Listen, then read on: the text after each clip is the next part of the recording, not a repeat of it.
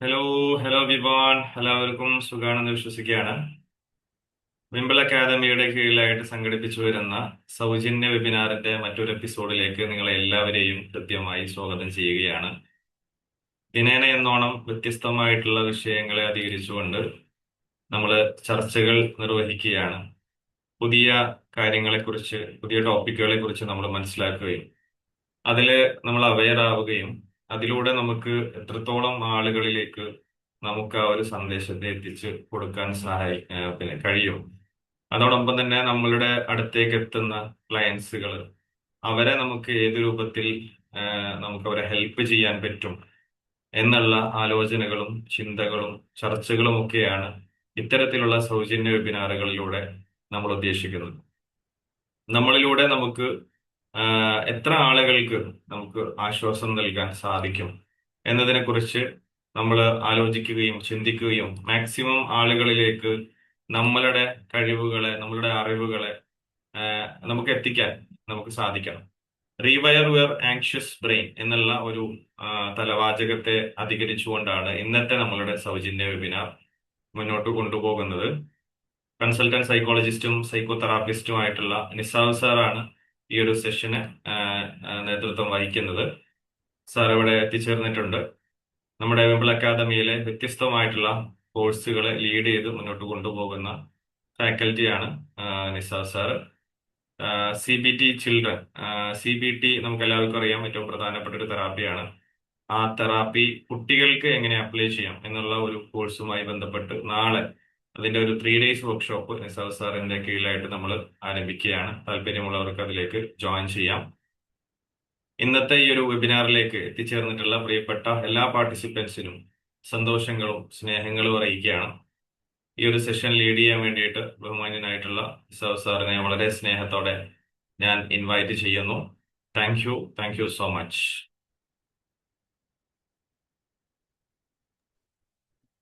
Okay, thank you sir.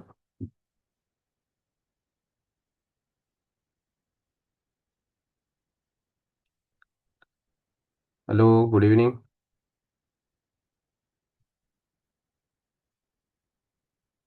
Audible അല്ലേ? Good evening, sir. Good evening. Good evening sir. Good evening. എന്താണ് വിശേഷങ്ങളൊക്കെ?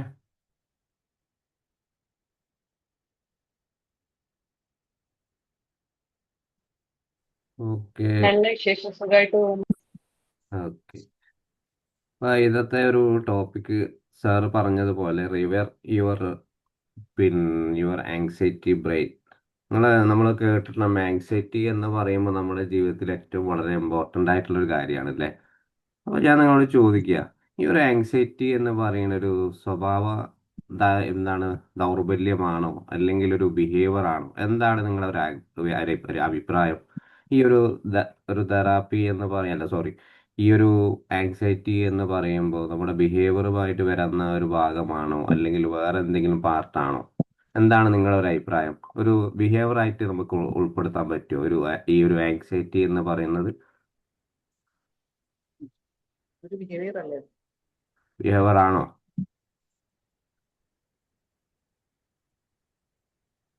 ഉറപ്പാണോ? നമുക്ക് ബിഹേവിയർ ആയിട്ട് ഉറപ്പിക്കാൻ പറ്റുമോ?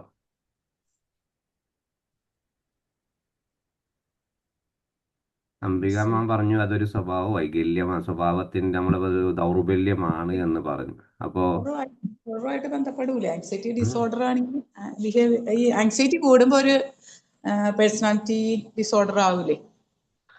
യെസ്, അത് അങ്ങനെ വരുമ്പോൾ ഇതാവും. പക്ഷേങ്കിൽ നമുക്ക് ഈ ഒരു ടോപ്പിക്കുമായിട്ട് ഈ സാധാരണ നമ്മളൊരു സൈക്കോളജിക്കൽ പ്രകാരം ഈ ഒരു പിന്നെ എന്താണ് പറയുക, ഈ ഒരു ആങ്സൈറ്റി എന്ന് പറയുമ്പോൾ നമ്മുടെ സ്വഭാവത്തിലുള്ള ഒരു ദൗർബല്യമല്ല അത്.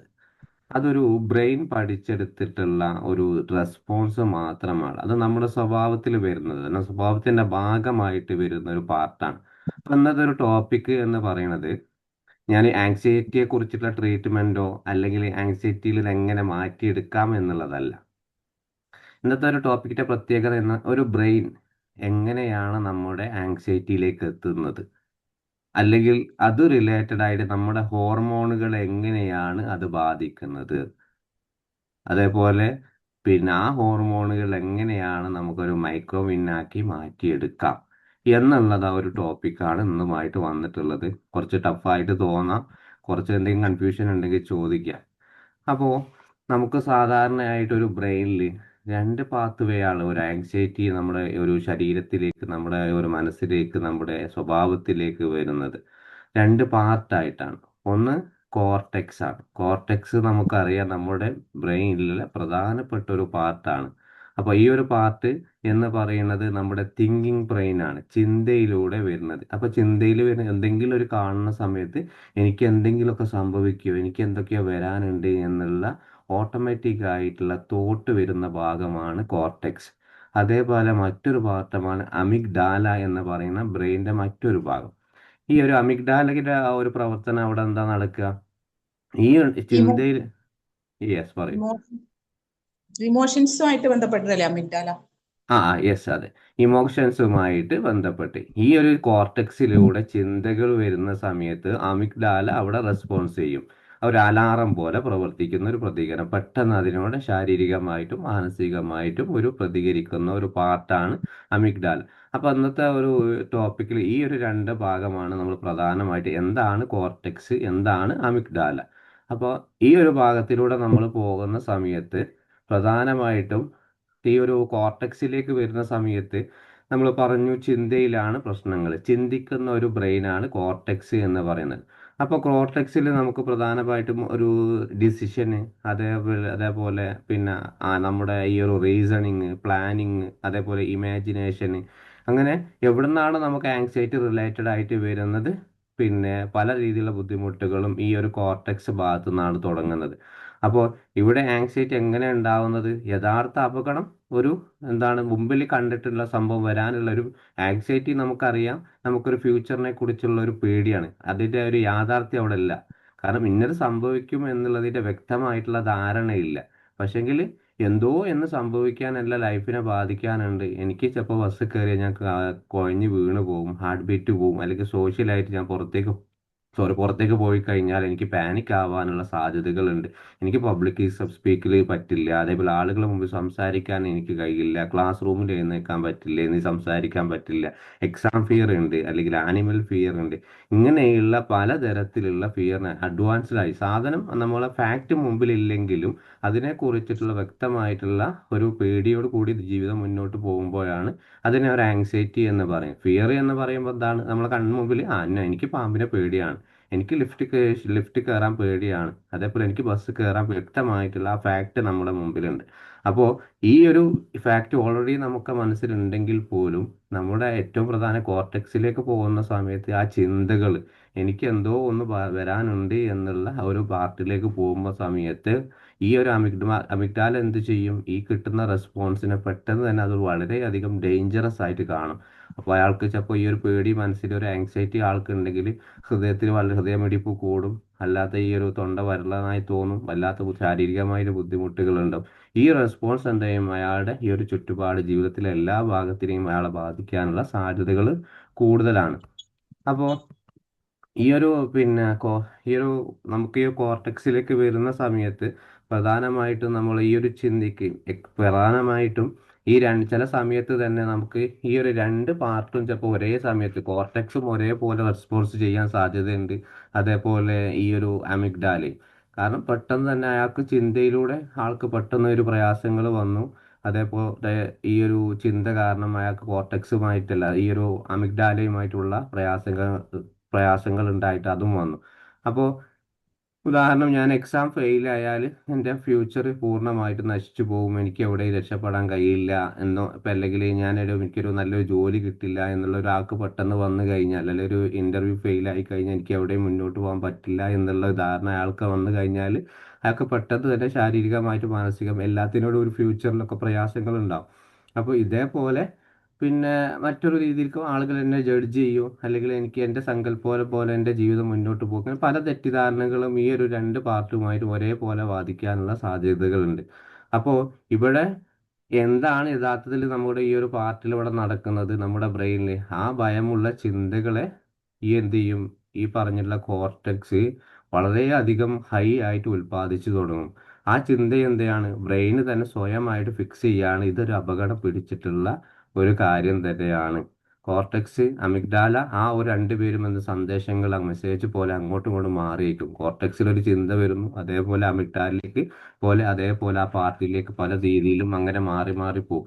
പക്ഷെ ഈ ഒരു പ്രയാസം ആളുകൾ അനുഭവിക്കുന്ന സമയത്ത് പിന്നെ ഈ ഒരു ആങ്സൈറ്റി പ്രധാനമായിട്ടും അവർക്ക് ഉണ്ടാകുന്ന ഒരു ഈ പറഞ്ഞതുപോലെ ചിന്തിച്ച് ശേഷം തന്നെയാണ് ഇവിടെ വന്നത് എന്ന് പല കാര്യങ്ങൾ നമുക്ക് തോന്നും. ചില സമയത്ത് അമിഗ്ഡാല വിചാരിക്കുക പെട്ടെന്ന് തന്നെ ആൾക്ക് ചിന്ത വന്നില്ല, ചിന്ത വരാതെ തന്നെ ആൾക്ക് ശാരീരികമായിട്ടൊരു റെസ്പോൺസ് ഉണ്ടാവാനുള്ള സാധ്യതയൊക്കെ ഉള്ളൂ. ചിലപ്പോൾ ഒരു പെട്ടെന്ന് ഒരു കേൾക്കുന്ന ശബ്ദവും പെട്ടെന്ന് ഞെട്ടിപ്പോവുക, അല്ലെങ്കിൽ ഒരു വണ്ടി നമ്മൾ പെട്ടെന്ന് ബ്രേക്ക് ഡൗൺ ആയി പോവുക, അല്ലെങ്കിൽ ഈ ഒരു ക്രൗഡിൽ നിന്നും എന്തെങ്കിലും ശബ്ദങ്ങളൊക്കെ കേൾക്കുന്ന സമയത്ത്, അല്ലെങ്കിൽ ഈ ഒരു ട്രോമ വിളിച്ചിട്ടുള്ള അവരുടെ ട്രോമയുമായിട്ട് ബന്ധപ്പെട്ടുള്ള എന്തെങ്കിലും ശബ്ദമോ അല്ലെങ്കിൽ എന്തെങ്കിലും അത് റിലേറ്റഡ് സ്മെല്ല് അതേപോലെ സ്ഥലങ്ങളൊക്കെ കാണുന്ന സമയത്ത് ഈ ഒരു പെട്ടതായിട്ട് ഈ ഒരു പ്രയാസങ്ങൾ ആളുകൾക്ക് വരും.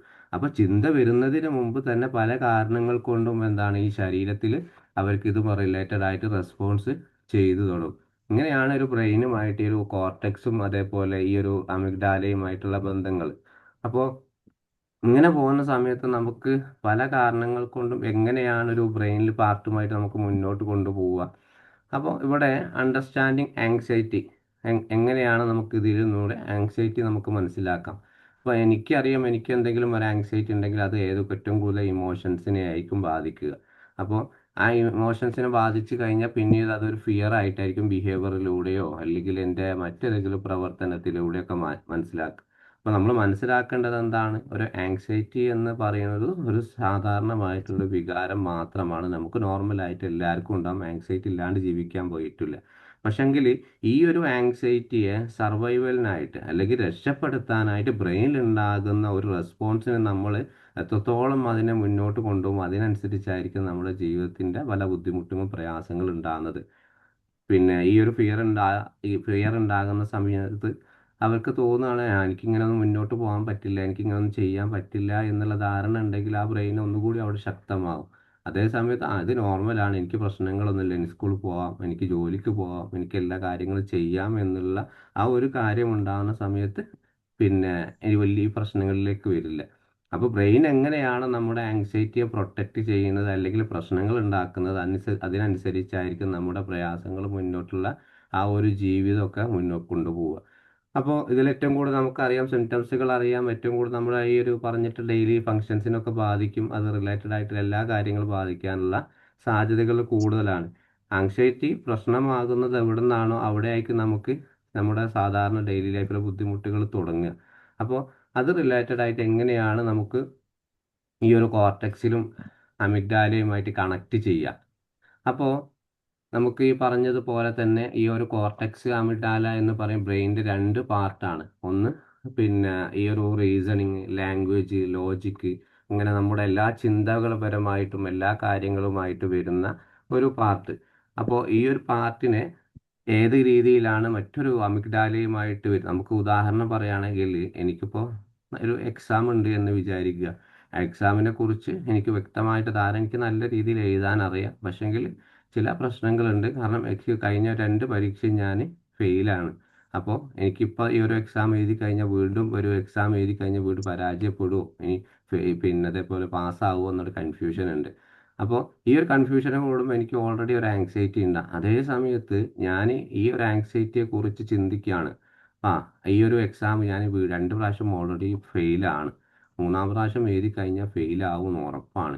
ഉറപ്പായി കഴിഞ്ഞാൽ എന്താണ്, എനിക്ക് ഫ്യൂച്ചറിൽ എൻ്റെ കാര്യങ്ങളൊന്നും നടക്കാൻ സാധ്യതയില്ല. പിന്നെ എന്നെ ആളുകൾ മറ്റൊരു രീതിയിലായിരിക്കും ജഡ്ജ്മെൻറ്റ് ചെയ്യുക. ഇങ്ങനെ ഉണ്ടാവുന്ന പല രീതിയിലും ആ ഒരു പ്രശ്നങ്ങൾ കോർട്ടെക്സിൽ നടക്കുന്ന സമയത്ത് മറ്റൊരു പേരിലേക്കൂടെ എന്ത് ചെയ്യും, അമിഗ്ഡാല ഇതിനങ്ങോട്ട് എന്താണ് നമ്മുടെ ഈ എന്താണ് എരുതിയിൽ എണ്ണ ഒഴിക്കുക എന്ന് പറയാറില്ലേ, അതേപോലെ ഈ അമിഗ്ഡാല അതിനെ ഈ ഒരു ചിന്തകൾ എന്താണ് പൂർണ്ണമായിട്ട് അങ്ങോട്ട് വലിച്ചെടുക്കും. ഇത് വലിച്ചെടുക്കുന്നത് പോലെ നമ്മുടെ ശരീരത്തിലെയും മനസ്സിനെയും എല്ലാം പൂർണ്ണമായിട്ട് നമ്മുടെ എക്സാം ആയിരിക്കില്ല എനിക്ക് പിന്നീടുള്ള പ്രശ്നങ്ങൾ, ചുറ്റുപാടുള്ള ആളുകൾ പ്രശ്നമായിരിക്കും, അതേപോലെ എൻ്റെ ഫ്യൂച്ചർ പ്രശ്നമായിരിക്കും, കുടുംബം എല്ലാവരും പ്രശ്നങ്ങളുമായിട്ട് അവരുടെ ജീവിതത്തിലേക്ക് പോകും. ഇത് കാരണം അവരെന്ത് ചെയ്യും, പല രീതിയും ആങ്സൈറ്റി റെഡ്യൂസ് ചെയ്യാൻ വേണ്ടി ചിലപ്പോൾ അവോയ്ഡൻസ് ഉണ്ടാകും, പല രീതിയിൽ സേഫ്റ്റി ബിഹേവിയർ നമ്മൾ ഉപയോഗിക്കും. ഇങ്ങനെ മുന്നോട്ട് അവരുടെ ജീവിതത്തിലേക്ക് അങ്ങനെ ഈ ഒരു രണ്ട് പാർട്ടുമായിട്ട് അവരുടെ ജീവിതത്തിലേക്ക് കൊണ്ടുപോകും.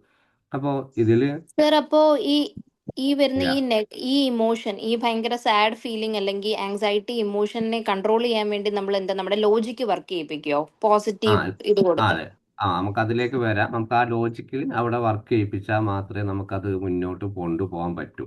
അതല്ലാണ്ട് നമ്മുടെ ആ ഒരു ഇപ്പൊ ഈ ഒരു ചിന്തകളെ നമ്മൾ ആ ഒരു പാർട്ടിലേക്ക് അങ്ങനെ മുന്നോട്ട് കൊണ്ടുപോവുകയാണെങ്കിൽ പിന്നെ നല്ല രീതിയിലൊന്നും ചിലപ്പോൾ നമുക്ക് ആ ആങ്സൈറ്റിയെ കൺട്രോൾ ചെയ്യാൻ പറ്റിക്കൊള്ളണമെന്നില്ല. അപ്പോൾ ഓക്കെ.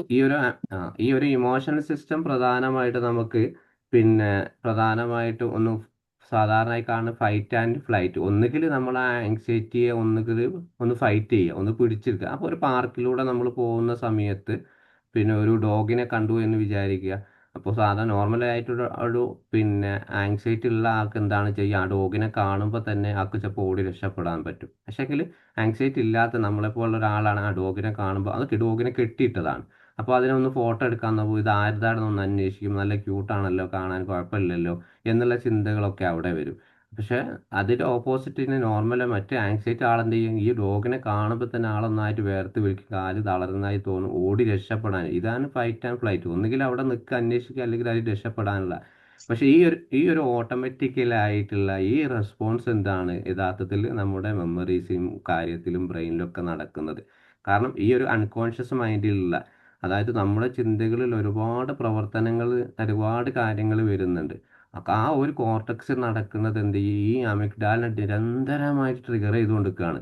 എനിക്കത് നടക്കാം, എന്നെ എന്തൊക്കെയോ സംഭവിക്കാനുണ്ട്, എനിക്കെന്തോ പ്രയാസങ്ങൾ വരാനുണ്ട്, എനിക്ക് നടക്കും ഉറപ്പാണ് എന്നുള്ള ആ ഒരു ചിന്തകൾ അമിഗ്ഡാൽ അവിടെ ഫിക്സഡ് ആണ്. എൻ്റെ ജീവിതത്തിൽ ഇനി ഒരു മാറ്റവും ഇല്ല. ആങ്സൈറ്റി എൻ്റെ ജീവിതത്തെ വളരെയധികം ഇൻഫ്ലുവൻസ് ചെയ്തിട്ടുണ്ട്. മറ്റുള്ളവരെ പോലെയല്ല, എനിക്ക് ഒറ്റയ്ക്കൊന്നും എവിടെയും പോകാൻ പറ്റില്ല എന്നുള്ള രീതിയിൽ അവർക്ക് പോകുന്ന സമയത്ത് നമുക്ക് എഫക്റ്റീവ് ആയിട്ടുള്ള ട്രീറ്റ്മെൻറ്റ് പോലും അവിടെ നടത്താൻ പറ്റിക്കൊള്ളണമെന്നില്ല. ഈ ഒരു ആങ്സൈറ്റി പൂർണ്ണമായിട്ടും അവർക്ക് ആ ഒരു ക്ലയൻറ്റിൽ നിന്ന് നമുക്ക് മനസ്സിലായിട്ടില്ലെങ്കിൽ. അപ്പോൾ നമ്മളെപ്പോഴും പറഞ്ഞ് മനസ്സിലാക്കുന്ന ഒരു ക്ലയൻറ്റ് വന്നാൽ സൈക്കോ എഡ്യൂക്കേഷൻ കൊടുക്കേണ്ടത്, ഒരു ആങ്സൈറ്റി എന്ന് പറയുന്നത് നിങ്ങളുടെ ബ്രെയിനെ ബാധിച്ചിട്ടുള്ള ഒരു റെസ്പോൺസ് മാത്രമാണ്. ഇത് നിങ്ങളുടെ സ്വഭാവമോ അല്ലെങ്കിൽ മാനസികമായിട്ടുള്ള ഒരു വൈകല്യമോ അല്ല എന്നുള്ള തെളിവാണ് നമുക്ക് ഇതിലൂടെ പറഞ്ഞു കൊടുക്കാനുള്ളത്. അത് നിർബന്ധമായിട്ട് പറഞ്ഞു, ഇത് ബ്രെയിന് നമുക്ക് കിട്ടിയിട്ട് സിറ്റുവേഷൻ ഇവൻ്റ് ഉണ്ടാകുന്ന സമയത്ത് നിങ്ങൾക്ക് ഉണ്ടാകുന്ന റെസ്പോൺസ് മാത്രമാണ്. അതല്ലാതെ നിങ്ങളുടെ മറ്റൊരു ജീവിതത്തെ ഇത് ബാധിക്കുന്നില്ല. ഇത് കറക്റ്റായിട്ട് പലതവണമായിട്ട് നമ്മൾ സൈക്കോ എഡ്യൂക്കേഷൻ അവർക്ക് കൊടുക്കുമ്പോൾ മാത്രമാണ് അതിൽ നിന്നൂടെ അവർക്കൊരു കുറച്ച് റിലീഫ് ഉണ്ടാക്കാൻ പറ്റും. അപ്പോൾ നമുക്ക് ഈ ഒരു ബ്രെയിൻ, നമ്മൾ ബ്രെയിനിൻ്റെ പാർട്ട് കണ്ടില്ലേ, നമുക്ക് എല്ലാവർക്കും അറിയാം. നമ്മൾ ബ്രെയിൻ പഠിക്കുന്ന സമയത്ത് നമ്മൾ ബയോളജിയിലൊക്കെ ബ്രെയിനൊക്കെ പഠിച്ചിട്ടുണ്ട്. അല്ലെ, ഈ സൈക്കോളജി ഫീൽഡിൽ വരുന്ന സമയത്ത് തന്നെ നമുക്ക് ഒരുപാട്, കാരണം നമ്മൾ PG ഡിഗ്രിക്ക് നമുക്ക് ഏകദേശം ഒരു ഐഡിയ പോലെ PG എന്നൊക്കെ പറയുന്ന ഫസ്റ്റ് ഇയർ നമുക്ക് സൈക്കോളജീൻ്റെ ഒരു പാർട്ട് തന്നെയുണ്ട്. അപ്പോൾ ജനറൽ സൈക്കോളജി, MSc സൈക്കോളജി പഠിച്ചവർക്കാണ് ജനറൽ സൈക്കോളജി. അതിൽ പൂർണ്ണമായിട്ട് ഒരു ബ്രെയിനിൻ്റെ പാർട്ട് തന്നെ നമ്മൾ പഠിക്കുന്നത്. അനാട്ടമി പോലെ തന്നെ ശരീരത്തിൻ്റെ എല്ലാ ഭാഗം പോലെ തന്നെ ബ്രെയിനിൻ്റെ മറ്റു ഭാഗം ബാധിക്കുന്നത്. ഇതെങ്ങനെയാണ് ഒരു ആങ്സൈറ്റിയെ നമ്മൾ ബാധിക്കുന്നത്? അപ്പോൾ ഇവിടെ കോർട്ടെക്സ് എന്ന് പറയുമ്പോൾ out of layer of the brain ആണ്. നമ്മുടെ ശരീരത്തിലെ ബ്രെയിനിലുള്ള എല്ലാ സെൻസറി പ്രോസസ്സിങ് നടക്കുന്ന, ഇൻഫർമേഷൻ നടക്കുന്ന ഒരു പാർട്ടാണ് കോർട്ടെക്സ് എന്ന് പറയുന്നത്. അപ്പോൾ തലാമസ് എന്ന് പറയുന്ന സമയത്ത്, അതായത് ആ കൊടുക്കുന്ന സെൻസറി ഇൻഫർമേഷനിനെ ഡീപ്പായിട്ട് ഒരു സെൻറ്റർ പാർട്ടിലേക്ക് കൊണ്ടുപോകുന്ന ഒരു റിലേ പോലെ കൊണ്ടുപോകുന്ന ഏരിയയാണ് തലാമസ്. തലാമസ് ഇത് നേരെ എന്ത് ചെയ്യും, ഹൈപ്പോ തലാമസിലേക്ക് പോകും. ഹൈപ്പോ തലാമസിൻ്റെ പ്രവർത്തനം എന്താണ്, നമ്മൾ കൊടുക്കുന്ന ആ ഒരു കോർട്ടെക്സിൽ നിന്ന് കിട്ടിയിട്ടുള്ള ഭാഗം നല്ലതാണോ ചീത്തയാണോ എന്ന് വേർതിരിച്ച് രണ്ട് പാർട്ടായി തിരിക്കുക.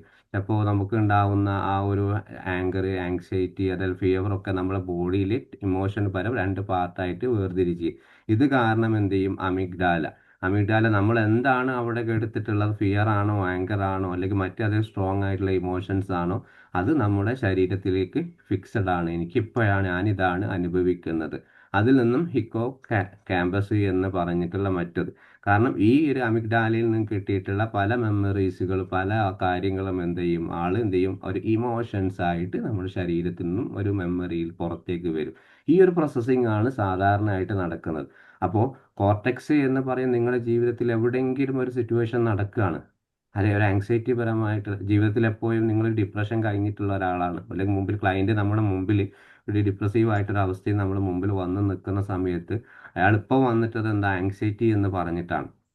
മുമ്പ് അയാൾ ഈ ഒരു ഡിപ്രഷന് അയാൾ പിന്നെ പറഞ്ഞതുപോലെ ട്രീറ്റ്മെൻ്റ് ഒക്കെ എടുത്ത് കുറേ കാലങ്ങൾക്ക് ശേഷം വീണ്ടും ഒരു പ്രശ്നം റിലാപ്സ് പ്രിവെൻഷൻ പോലെ അയാൾക്ക് വന്നിട്ടുള്ളതാണ്. അപ്പം നമ്മൾ വന്ന സമയത്ത് എടുക്കുന്ന ഇയാൾ ഒരു പിന്നെ ഈ പറഞ്ഞതുപോലെ ഇയാൾക്ക് മുമ്പ് ഒരു ഹിസ്റ്ററി ഉണ്ട്, ഡിപ്രഷൻ ആയിരുന്നു. അപ്പോൾ യഥാർത്ഥത്തിൽ ഇയാളുടെ പ്രശ്നം എന്താണ്, തനിക്ക് മുമ്പ് ഉണ്ടായിരുന്ന ആ ഒരു പ്രയാസങ്ങൾ വീണ്ടും തിരിച്ചു വരുമോ എന്നുള്ള ഒരു ഭയത്തോടു കൂടിയാണ് നമ്മളെ മുമ്പിൽ ഉണ്ടാകുന്നത്. അപ്പം അയാളെ നമുക്ക് എങ്ങനെയാണ് ഇവിടെ മനസ്സിലാക്കി കൊടുക്കുക? ആദ്യം കോർട്ടെക്സ്, നിങ്ങൾ ഇപ്പോൾ നിലവിൽ പഴയ സിറ്റുവേഷൻ നിങ്ങൾ എവിടെ നിന്നാണ് കണ്ടിട്ടുള്ളത്, എവിടെ നിന്നാണ് നിങ്ങളുടെ മനസ്സിലേക്ക് ആ ഓർമ്മകൾ വന്നിട്ടുള്ളത്, ഇവൻറ്റുകൾ എന്താണ്, അവിടെ കോർട്ടെക്സിലെ നമ്മൾ ബാധിക്കും. അതിൽ നിന്നും നേരെ തലാമസിലേക്ക് നമ്മൾ പോകുന്ന സമയത്ത് നിങ്ങൾ ഈ ഒരു കോർട്ടെക്സ് കാരണം നിങ്ങൾ എന്താണ് ഇപ്പോൾ ശാരീരികമായിട്ട് നിങ്ങൾ അനുഭവിക്കുന്നത്. ശാരീരികമായിട്ടാണ് നമ്മൾ, മറ്റേ മാനസികമായിട്ടല്ല, ശാരീരികമായിട്ട് നിങ്ങൾക്ക് ഫിസിക്കലി ആയിട്ട് എന്തൊക്കെയാണ് നിങ്ങൾ ആ ഭാഗത്തേക്ക് വരുന്നത്. അത് നേരെ കഴിഞ്ഞ് ഹൈപ്പോതലാമസിലേക്ക് പോകുന്ന സമയത്ത് ഇപ്പോൾ അത് രക്ഷപ്പെടുത്താൻ വേണ്ടി നിങ്ങൾക്ക് ശാരീരികമായിട്ട് അല്ലെങ്കിൽ ഈ പ്രശ്നങ്ങൾ കൺമുമ്പിൽ വന്ന സമയത്ത് നിങ്ങൾ ശാരീരിക ഒരു സർവൈവൽ വരെ ഇതിൽ നിന്ന് രക്ഷപ്പെടാൻ വേണ്ടി താൽക്കാലികമായ ആശ്വാസത്തിന് വേണ്ടി നിങ്ങൾ എന്ത് ബിഹേവിയറാണ് നിങ്ങൾ അവിടെ ഉപയോഗിക്കുന്നത്. അതിൽ നിന്നും അമിഗ്ഡാല, ഈ അമിഗ്ഡാല പോലെ നിങ്ങൾ എന്ത് ഇമോഷൻസ് ആണ് ഇപ്പോൾ നിലവിൽ അനുഭവിക്കുന്നത്. ഹിപ്പോ ക്യാമ്പസ് എന്ന് പറയുന്ന കറൻറ്റ് പ്രസൻറ്റ് മൊമെൻറ്റ് സിറ്റുവേഷൻ എന്താണ്.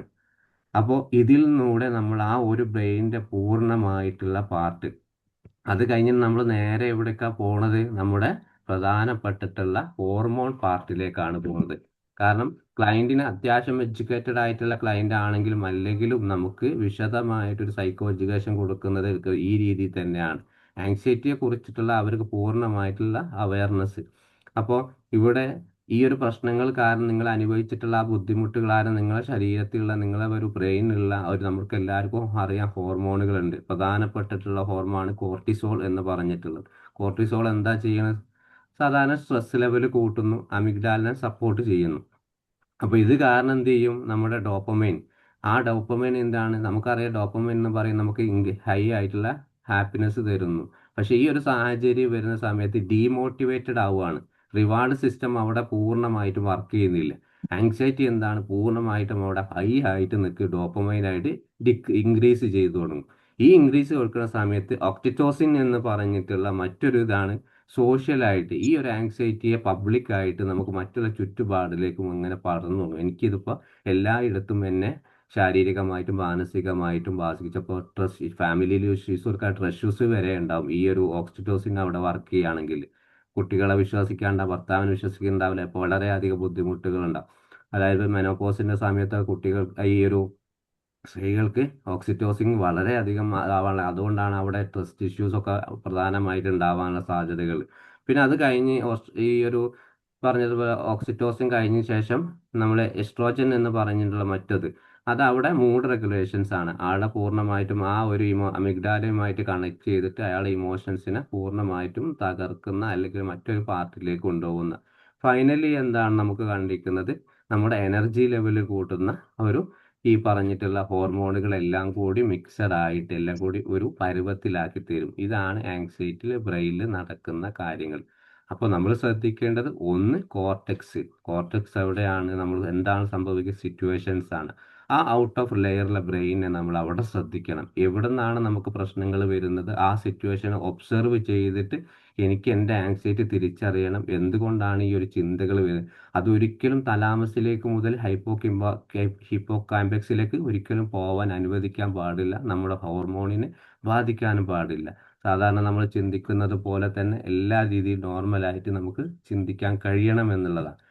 അപ്പോൾ നമ്മൾ വിശദീകരിച്ചത് ഈ ഒരു രീതിയിലേക്കാണ്.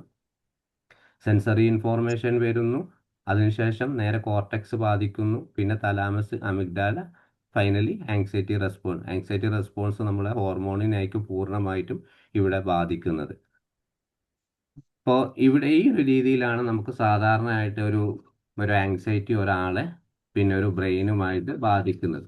ഇനിയിപ്പോൾ ബ്രെയിൻ സർക്യൂട്ടറി ആങ്സൈറ്റി, ഇവിടെ സാധാരണയായിട്ട് ഒരു ആങ്സൈറ്റി സിംറ്റംസുകൾ എങ്ങനെയാണ് ഒരു ബ്രെയിന് ഈ ഒരു സിംറ്റംസ് ഇങ്ങനെ ബ്രെയിനിൽ നമുക്ക് എങ്ങനെ ഉണ്ടാവുക, നമുക്ക് എങ്ങനെയാ തിരിച്ചറിയാം? ഇവിടെ ഏറ്റവും പ്രധാനമായിട്ട് നമ്മളെ ന്യൂറോണിനെയാണ് ശ്രദ്ധിക്കേണ്ടത്. അപ്പോൾ ന്യൂറോണിനെ മനസ്സിലാക്കിയാൽ മാത്രമേ ഈ ഒരു കോർട്ടെക്സിൻ്റെ പാത്വേ നമുക്ക് മനസ്സിലാക്കാൻ പറ്റൂ. അപ്പോൾ ബ്രെയിനിൽ സിഗ്നൽ നമുക്ക് ട്രാൻസ്മിഷൻ തേടുന്ന യൂണിറ്റ് ആണ് ന്യൂറോൺ എന്ന് പറഞ്ഞിട്ടുള്ളത്. അപ്പോൾ ഒരു ആങ്സൈറ്റി നമുക്ക് ഉണ്ടെങ്കിൽ നമ്മുടെ ശരീരത്തിൽ നിന്ന് പുറത്തേക്ക് വരുന്ന ആ ഒരു റെസ്പോൺസ് ആണ് ന്യൂറോൺ എന്ന് പറയുമ്പോൾ. അപ്പോൾ ന്യൂറോണിൽ പ്രധാനപ്പെട്ടിട്ടുള്ള ആ ന്യൂറോണിൻ്റെ പിക്ചർ നിങ്ങളൊന്ന് മനസ്സിലാക്കിയാൽ നമ്മളൊരു ഇങ്ങനെ വളഞ്ഞിട്ടൊരു ചിത്രമില്ലേ, അപ്പോൾ ആ ഒരു ന്യൂറോൺ അതിലേറ്റവും പ്രധാനപ്പെട്ട ഒന്നാണ് സെൽ ബോഡി എന്ന് പറയും. ന്യൂറോണിൻ്റെ ഈ ഒരു സെൻട്രൽ കൺട്രോൾ ചെയ്യുന്ന സെൻട്രൽ പാർട്ടാണ് നമ്മൾ ഈ പറഞ്ഞിട്ടുള്ള ആ ഒരു സെൽ ബോഡി. അപ്പോൾ അവിടെ ഈ ഒരു ആങ്സൈറ്റിയെ പൂർണ്ണമായിട്ട് കൺട്രോൾ ചെയ്യുന്ന സമയത്ത് ഡെൻഡ്രൈറ്റ് എന്ന് പറഞ്ഞിട്ടുള്ള ആ ഒരു മറ്റൊരു ന്യൂറോൺ എന്ത് ചെയ്യും, നമ്മളെ കിട്ടിയ ആങ്സൈറ്റി പതിയെ പതിയെ ഈ ഒരു കോർട്ടെക്സിൽ നിന്നും കിട്ടിയത് അമിഗ്ഡാലിലേക്ക് മെല്ലെ, നീ എടുത്തോ, എന്നെ കൊണ്ട് ഈ ഒരു ചിന്ത സഹിക്കാൻ പറ്റൂല, OCD ആണ്, എനിക്ക് ഒരാൾ കാണുമ്പോൾ കൊല്ലാൻ തോന്നുകയാണ്, നീ മെല്ലെ എൻ്റെ കാര്യത്തിൽ നിന്ന് കുറച്ച് റിലീഫ് ഉണ്ടാക്കി തരണം, അമിഗ്ഡാലിലേക്ക് മെല്ലെ കൊണ്ടുപോകും. ഇത് കാരണം എന്ത് ചെയ്യും, ആ ഡെൻഡ്രൈറ്റിന്റെ പ്രവർത്തനം അവിടെ നടന്നു. ഫൈനലി അവിടെ മറ്റൊരു ന്യൂറോൺ ആക്സോൺ എന്ന് പറഞ്ഞിട്ടുള്ള അവിടെ ഈ കിട്ടിയ മെസ്സേജ് ഒക്കെ അങ്ങോട്ട് എന്ത് ചെയ്യും, നമ്മുടെ ബ്രെയിനിൽ എല്ലാ നമ്മൾ നേരത്തെ പറഞ്ഞിട്ടുള്ള ആ ഡോപ്പമൈൻ്റെ ഭാഗത്തേക്കും എല്ലാ ഭാഗത്തും ഇങ്ങോട്ട് പരത്തി അങ്ങോട്ട് കൊടുക്കും. പിന്നീട് ആൾക്ക് ഈ പറഞ്ഞത് ആ കുട്ടികളെ കണ്ടാൽ പേടിയായിരിക്കും, ആളുകളെ കാണാൻ ഞാൻ ആരെന്ത് ചെയ്തു, കത്തിയെടുത്ത് കുത്തിപ്പോവോ, ഇങ്ങനെ ഈ OCDന്റെ ഹൈ ആയിട്ടുള്ള ഈ ഒരു സിംറ്റംസുകളൊക്കെ ഈ ഒരു ന്യൂറോണിന്റെ വളരെ എഫക്റ്റീവാണ്. അപ്പോൾ ഈ ഒരു പറഞ്ഞതുപോലെ നമുക്ക് ഈ ഒരു ന്യൂറോ ട്രാൻസ്മിഷന്റെ പ്രവർത്തനം ഹോർമോണിനെ പൂർണ്ണമായിട്ടും അവിടെ ബാധിക്കുമ്പോൾ പല പ്രയാസങ്ങളും ഉണ്ടാവും. ബോഡി റിയാക്ഷൻസ് കൂടുതൽ അവിടെ ഉണ്ടാവുക, ഫൈറ്റ് ആൻഡ് ഫ്ലൈറ്റ് എന്ന് പറഞ്ഞില്ലെങ്കിൽ ഫ്രീസ് ആവുക, ഇങ്ങനെ പല പ്രശ്നങ്ങളും ഉണ്ടാവും. അപ്പോൾ ഇവിടെ പിന്നെ ഈ ഒരു ഫൈറ്റ് ആൻഡ് ഫ്ലൈറ്റ് എന്ന് പറയുന്ന സമയത്ത് അവിടെ നമുക്ക് എന്താണ് അഡ്രിനാലിൻ എന്ന് പറഞ്ഞിട്ടുള്ള മറ്റൊരു ഹോർമോണുമായിട്ടുള്ള ന്യൂറോണിന്റെ പാർട്ടായിട്ടുള്ള പല കാര്യങ്ങളും അവിടെ ഹൃദയം നമ്മുടെ ശാരീരികമായിട്ട് എന്താണ് അത് കാരണം ആളത് ഈ ഹൃദയമിടിപ്പ് കൂടും, അല്ലാത്ത പ്രശ്നങ്ങളും ഉണ്ടാവും ആങ്സൈറ്റി കൂടുന്ന സമയത്ത്. അപ്പോൾ കോർട്ടിസോളിന്റെ പ്രശ്നങ്ങൾ അവിടെ എന്താ ഉണ്ടാവുക, ഈ ഹോർമോണിന്റെ ക്രോണിക് ആയിട്ടുള്ള ചില സ്ട്രെസ് ലെവൽ കൂടും. അതേപോലെ ഹൈപ്പർ വിജിലൻസ് ആവും, എല്ലാ കാര്യത്തിലും ഒരു ശ്രദ്ധ നമ്മൾ അവിടെ കൊടുക്കും. അതേപോലെ ആളുകളോട് സംസാരിക്കുന്നതൊക്കെ ബാക്കപ്പ് ആവും. കുട്ടികൾക്കാണെങ്കിൽ ഞാനൊന്നിനും കൊള്ളൂല, പഠിക്കാൻ മിടുക്കിയല്ല, അല്ലെങ്കിൽ വളരെയധികം ഒരു ബിഹേവിയർ വീട്ടിൽ കാണിച്ചു കൊടുക്കും. കാരണം പല പാരന്റ് പറയാണ്ട് എൻ്റെ മകൾ പഠിക്കുന്നില്ല, പറഞ്ഞാൽ കേൾക്കില്ല, എപ്പോഴും തറക്കുത്തരം പറയാണ്. ഇതൊക്കെ എന്താണ് നമ്മുടെ ബ്രെയിനിനെ ബാധിക്കുക. അപ്പോൾ ഇങ്ങനെ പോകുന്ന സമയത്ത് കോർട്ടിസോളിനെ പൂർണ്ണമായിട്ട് ഈ ഒരു ഇമേജസ് കിട്ടുന്ന സമയത്താണ് ഡോപ്പമൈൻ എന്ന് പറഞ്ഞിട്ടുള്ളത് ഈ ഒരു സാധനം അവിടെ വളരെയധികം ലോ ആവാനും നമുക്ക് മോട്ടിവേറ്റഡ് ആവാനും ഒരിക്കലും ഒരു ബ്രെയിനിനെ സപ്പോർട്ട് ചെയ്യാനും കഴിയില്ല ഈ ഒരു ഹോർമോൺ ഈ ഒരു പ്രശ്നങ്ങൾ ഉള്ളത് കൊണ്ട്. കാരണം കോർട്ടെക്സ് പാത്വേയിൽ നമുക്ക് എവിടെയാണ് പ്രശ്നങ്ങൾ ടെൻഷൻ വരുന്ന സമയത്ത് നമ്മുടെ ഒബ്സഷൻ എന്താണ്, എന്ത് മൂലമാണ്, ആ ചിന്തകൾ എങ്ങനെയാണ് ധരിക്കുന്നത്, അതുപോലെ ആങ്സൈറ്റി ഉണ്ടാവും. ആങ്സൈറ്റി കാരണം അയാൾ ആ ഒരു പ്രയാസങ്ങളെ അല്ലെങ്കിൽ ആ സിറ്റുവേഷനെ ഏത് രീതിയിലാണ് ഇന്റർപ്രിട്ടേഷൻ ചെയ്യുന്നത് അതിനനുസരിച്ചായിരിക്കും പോവുക. അപ്പോൾ എങ്ങനെയാണ് ഉണ്ടാവുക, കണക്ട് ചെയ്യുക, ഒരു ത്രെട്ട് ഉണ്ടാവുന്ന സമയത്ത് അതിൻ്റെ ഹൈപ്പോത്തറ്റിക്കലി ആയിട്ട് നോക്കുന്ന സമയത്ത് ആങ്സൈറ്റി ലെവൽ കൂടും. തെറ്റായിട്ടുള്ള ധാരണയായിരിക്കും ആ സിറ്റുവേഷൻ ഉണ്ടാവും. അത് കാരണം കോർട്ടെക്സിനെ ബാധിക്കും. കോർട്ടെക്സ് നേരെ എന്തെങ്കിലും അമിഗ്ഡാലയെ ബാധിക്കും. കാരണം നമ്മുടെ ഹോർമോണിലെ എഫക്റ്റീവും ഈ ഒരു ഹോർമോൺ കാരണം പൂർണ്ണമായിട്ട് ബോഡിയിലേക്ക് ഒരു പ്രസ് ചെയ്യുന്ന അല്ലെങ്കിൽ പാസ് ചെയ്യുന്ന രീതിയിലായിരിക്കും പോവുക. ഇങ്ങനെയാണ് ഒരു ബോഡിയിൽ അല്ല ബ്രെയിനിൽ നമുക്ക് ഈ ഒരു സിംറ്റംസുകൾ ഉണ്ടാവുന്നത്. അപ്പോൾ നമ്മൾ ഈ പറഞ്ഞിട്ടുള്ള ന്യൂറോണിന്റെ കാര്യങ്ങളാണ് ഈ പറഞ്ഞിട്ടുള്ളതൊക്കെ.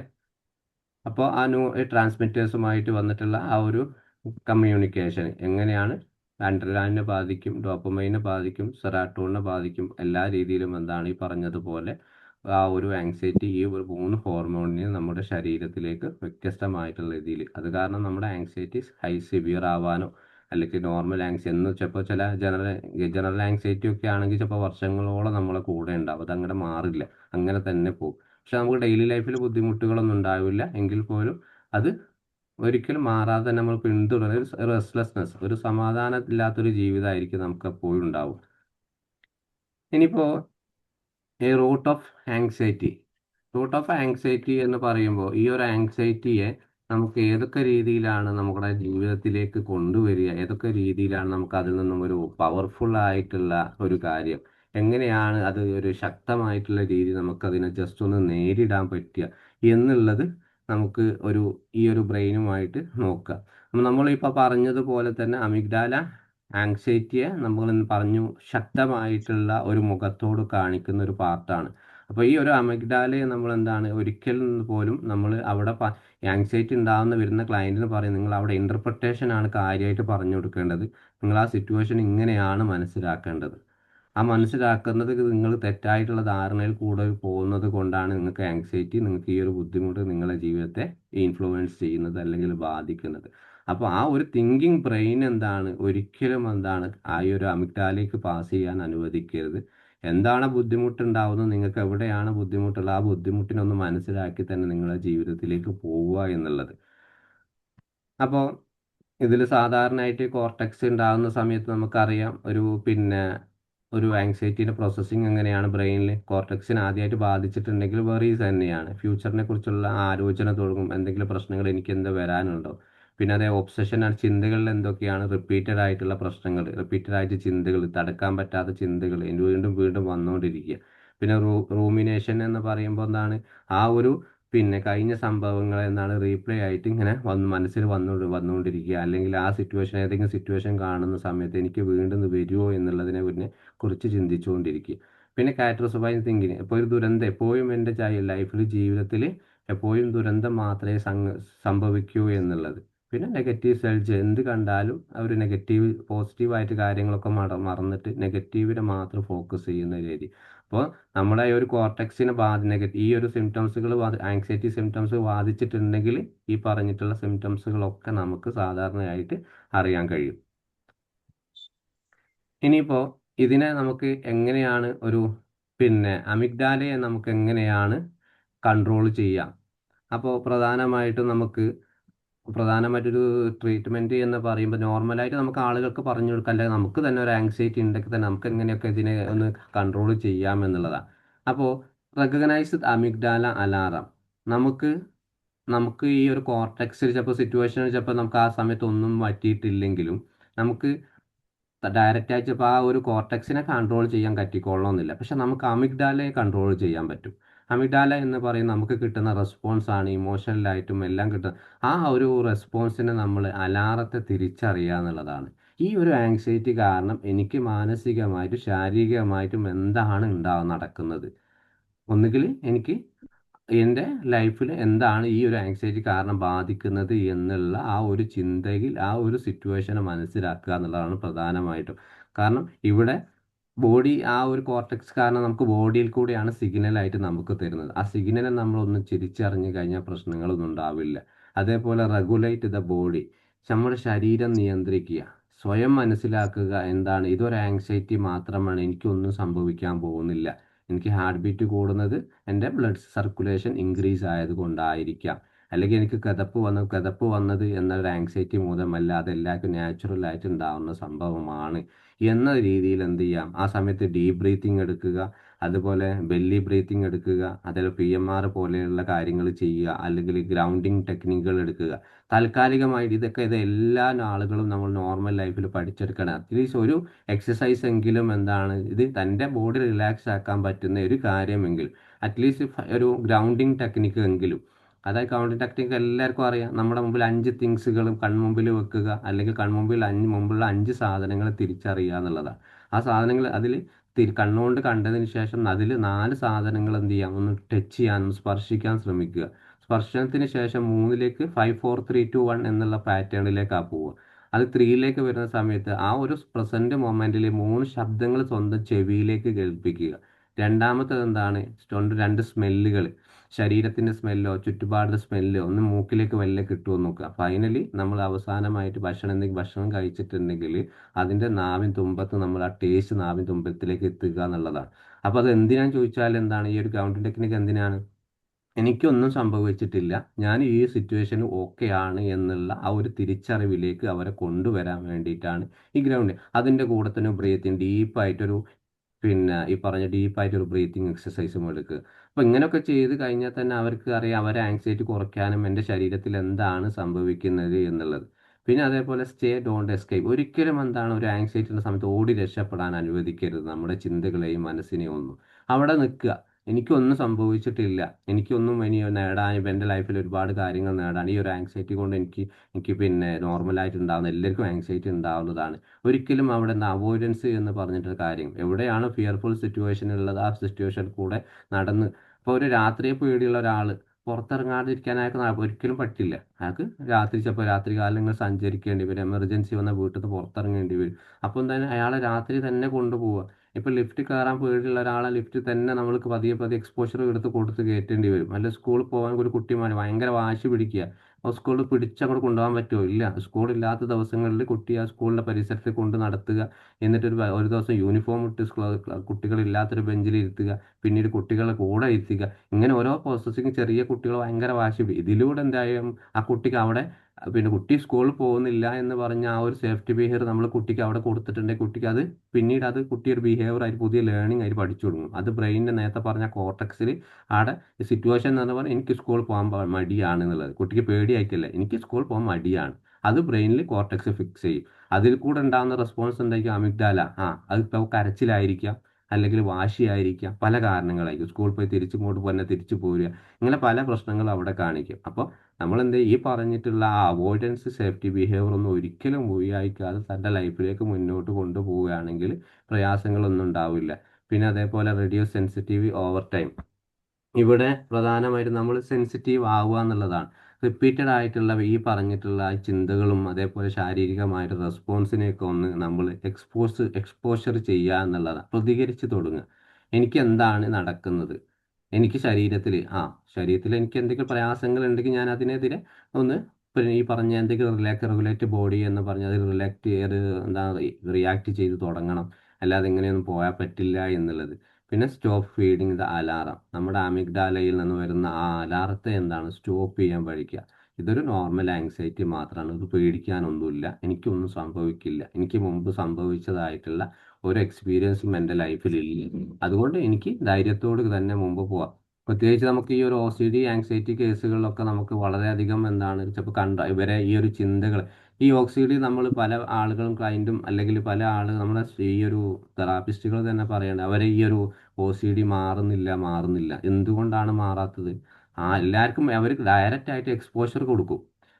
എക്സ്പോഷർ കൊടുത്തിട്ട് പറയും നിങ്ങൾ അത് ചെയ്തോളൂ ഇത് ചെയ്തോളൂ ഒക്കെ കറക്റ്റായിട്ട് നമ്മൾ പറഞ്ഞു, പക്ഷെ അവരൊരിക്കലും ചിന്തകളെ ഫോക്കസ് ചെയ്യുന്നില്ല. പല ആളുകളും ചിന്തകൾ ഫോക്കസ് ചെയ്യുന്നില്ല.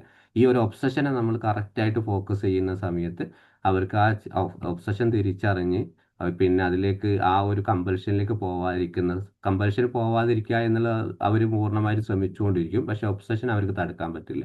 അപ്പോൾ ഒബ്സഷനാണ് നമ്മൾ തുടക്കത്തിൽ തുടങ്ങേണ്ടത്. അവർക്ക് ബ്രെയിനിനെ പറ്റിയുള്ള പൂർണ്ണമായിട്ടൊരു സൈക്കോ എഡ്യൂക്കേഷൻ കൊടുക്കുക, അതിലൂടെ അവർ തിരിച്ചറിവ് ഉണ്ടാവണം. അങ്ങനെ ആ ഒരു സ്റ്റോപ്പ് ഫീഡിങ് അലാറം അവർ നിർത്തിയിട്ട് ആ ഒരു ചിന്ത അത് നോർമൽ ചിന്തയാണ്, ഇതെല്ലാവർക്കും വരുന്നതാണ്, ഈ ചിന്തകളെ ഞാൻ സപ്രസ് ചെയ്യാനോ അല്ലെങ്കിൽ മറ്റേത് ഓവറായിട്ട് അതിനെ ഓവർ തിങ്കിങ് ചെയ്യാനോ ആവശ്യമില്ല എന്നുള്ള ഒരു പാർട്ടിലേക്ക് വരും. പിന്നെ അതേപോലെ ഇതിൻ്റെ ഒരു ബെനിഫിറ്റ്, അതായത് ഇത് നമ്മൾ ചെയ്യുന്ന സമയത്ത് വളരെയധികം പിന്നെ സിമ്പതറ്റിക്കലായിട്ട് നമുക്കൊരു ഈ ഒരു കോർട്ടക്സിനെയും അല്ലെങ്കിൽ അമിഡാലിനെയും ഒക്കെ നമുക്ക് നോക്കണമെങ്കിൽ നമ്മൾ അതിൻ്റെ കൂടെ നമ്മൾ പറഞ്ഞതുപോലെ വളരെ പാരാസിമ്പതറ്റിക് എന്നൊക്കെ പറഞ്ഞതുപോലെ ഈ റിലാക്സേഷൻ വളരെ ഇമ്പോർട്ടൻ്റ് ആണ്. അതൊരു നെർവസ് സിസ്റ്റത്തെ നമ്മൾ നല്ല രീതിയിൽ ബാധിക്കുന്നുണ്ട്. അപ്പോൾ ഇതിൻ്റെ കൂടെ തന്നെ എന്തും നല്ല റിലാക്സേഷൻ PMR പോലെയുള്ള അല്ലെങ്കിൽ ബ്രീത്തിങ് എക്സസൈസുകൾ പോലെയുള്ള കാര്യങ്ങൾ എപ്പോഴും ഇങ്ങനത്തെ ആളുകൾക്ക് ചെയ്ത് കഴിഞ്ഞാൽ മെഡിസിൻ മാത്രമായിരിക്കരുത്. അപ്പോൾ CBT ഉദാഹരണം CBT മാത്രം കൊടുക്കുകയാണെങ്കിൽ ഈ ഒരു ആങ്സൈറ്റി ചിലപ്പോൾ മാറിക്കൊള്ളണമെന്നില്ല. അപ്പോൾ അല്ലെങ്കിൽ മറ്റ് തെറാപ്പികൾ ഏതെങ്കിലും കൊടുക്കുക മാറിക്കോളും. ഇതിൻ്റെ കൂടെ ചിലപ്പോൾ മെഡിസിൻസ് വേണ്ടി വരും. അതേപോലെ ഈ പറഞ്ഞപ്പെട്ടുള്ള ഒരു റിലാക്സേഷൻ മെത്തേഡുകൾ നമ്മൾ കൊടുക്കേണ്ടി വരും. ഒരു രീതിയിൽ കൂടെ മാത്രം ഫോക്കസ് ചെയ്തിട്ട് നമുക്ക് ചിലപ്പോൾ ഒരു ആങ്സൈറ്റി ഒന്നും കുറയണമെന്നില്ല. അപ്പോൾ പല മെത്തേഡുകൾ നമുക്ക് അവർക്ക് എങ്ങനെയെങ്കിലും ചെയ്ത് കാര്യമുള്ള പല മെത്തേഡുകളും ഓരോ സെഷനിൽ ഇങ്ങനെ മാറി മാറി കൊടുത്താൽ മാത്രമേ നമുക്ക് ഇതിലേക്കൊക്കെ കുറേയൊക്കെ ഒന്ന് മാറി അവരെ സാഹചര്യത്തിൽ നിന്നും വ്യത്യസ്തമാക്കാനും നമുക്ക് പറ്റും. അപ്പോൾ ഒരിക്കലും അമിഗ്ഡാലയിൽ നിന്ന് വരുന്ന ആ ലേൺ സിസ്റ്റം റിപ്പീറ്റഡ് ആയിട്ട് അവരുടെ ജീവിതത്തിലേക്ക് ബാധിക്കാൻ പാടില്ല.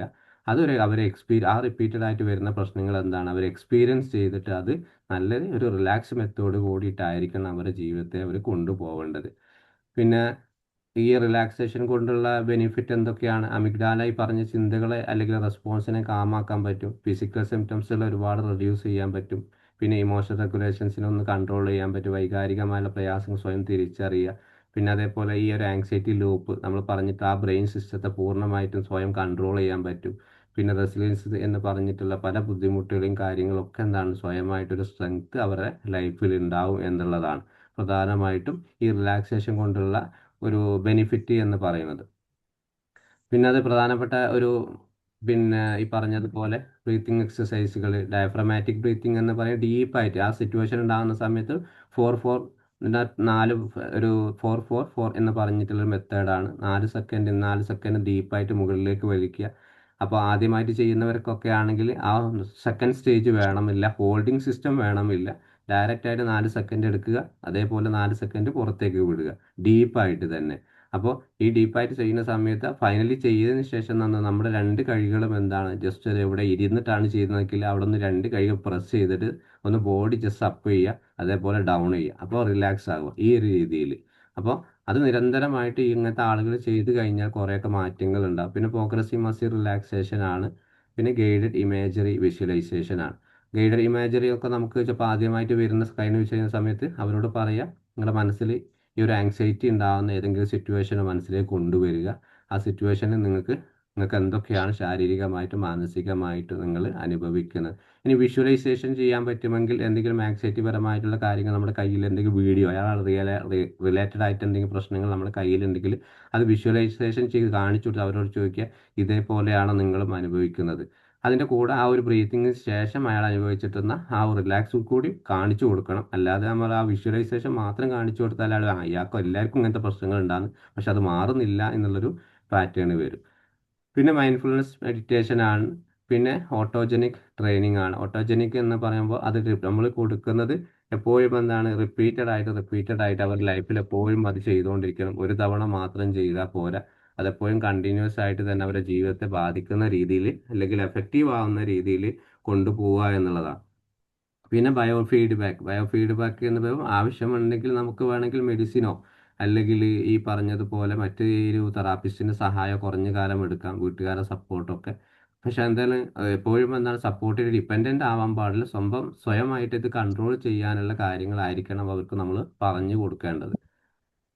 പിന്നെ ഫൈനലി നമുക്ക് ഏറ്റവും ബേസ് ആയിട്ടുള്ള എക്സ്പോഷർ ആണ് ഈ ഒരു ആങ്സൈറ്റി ഉള്ള ആളുകൾക്ക് വേണ്ടത്.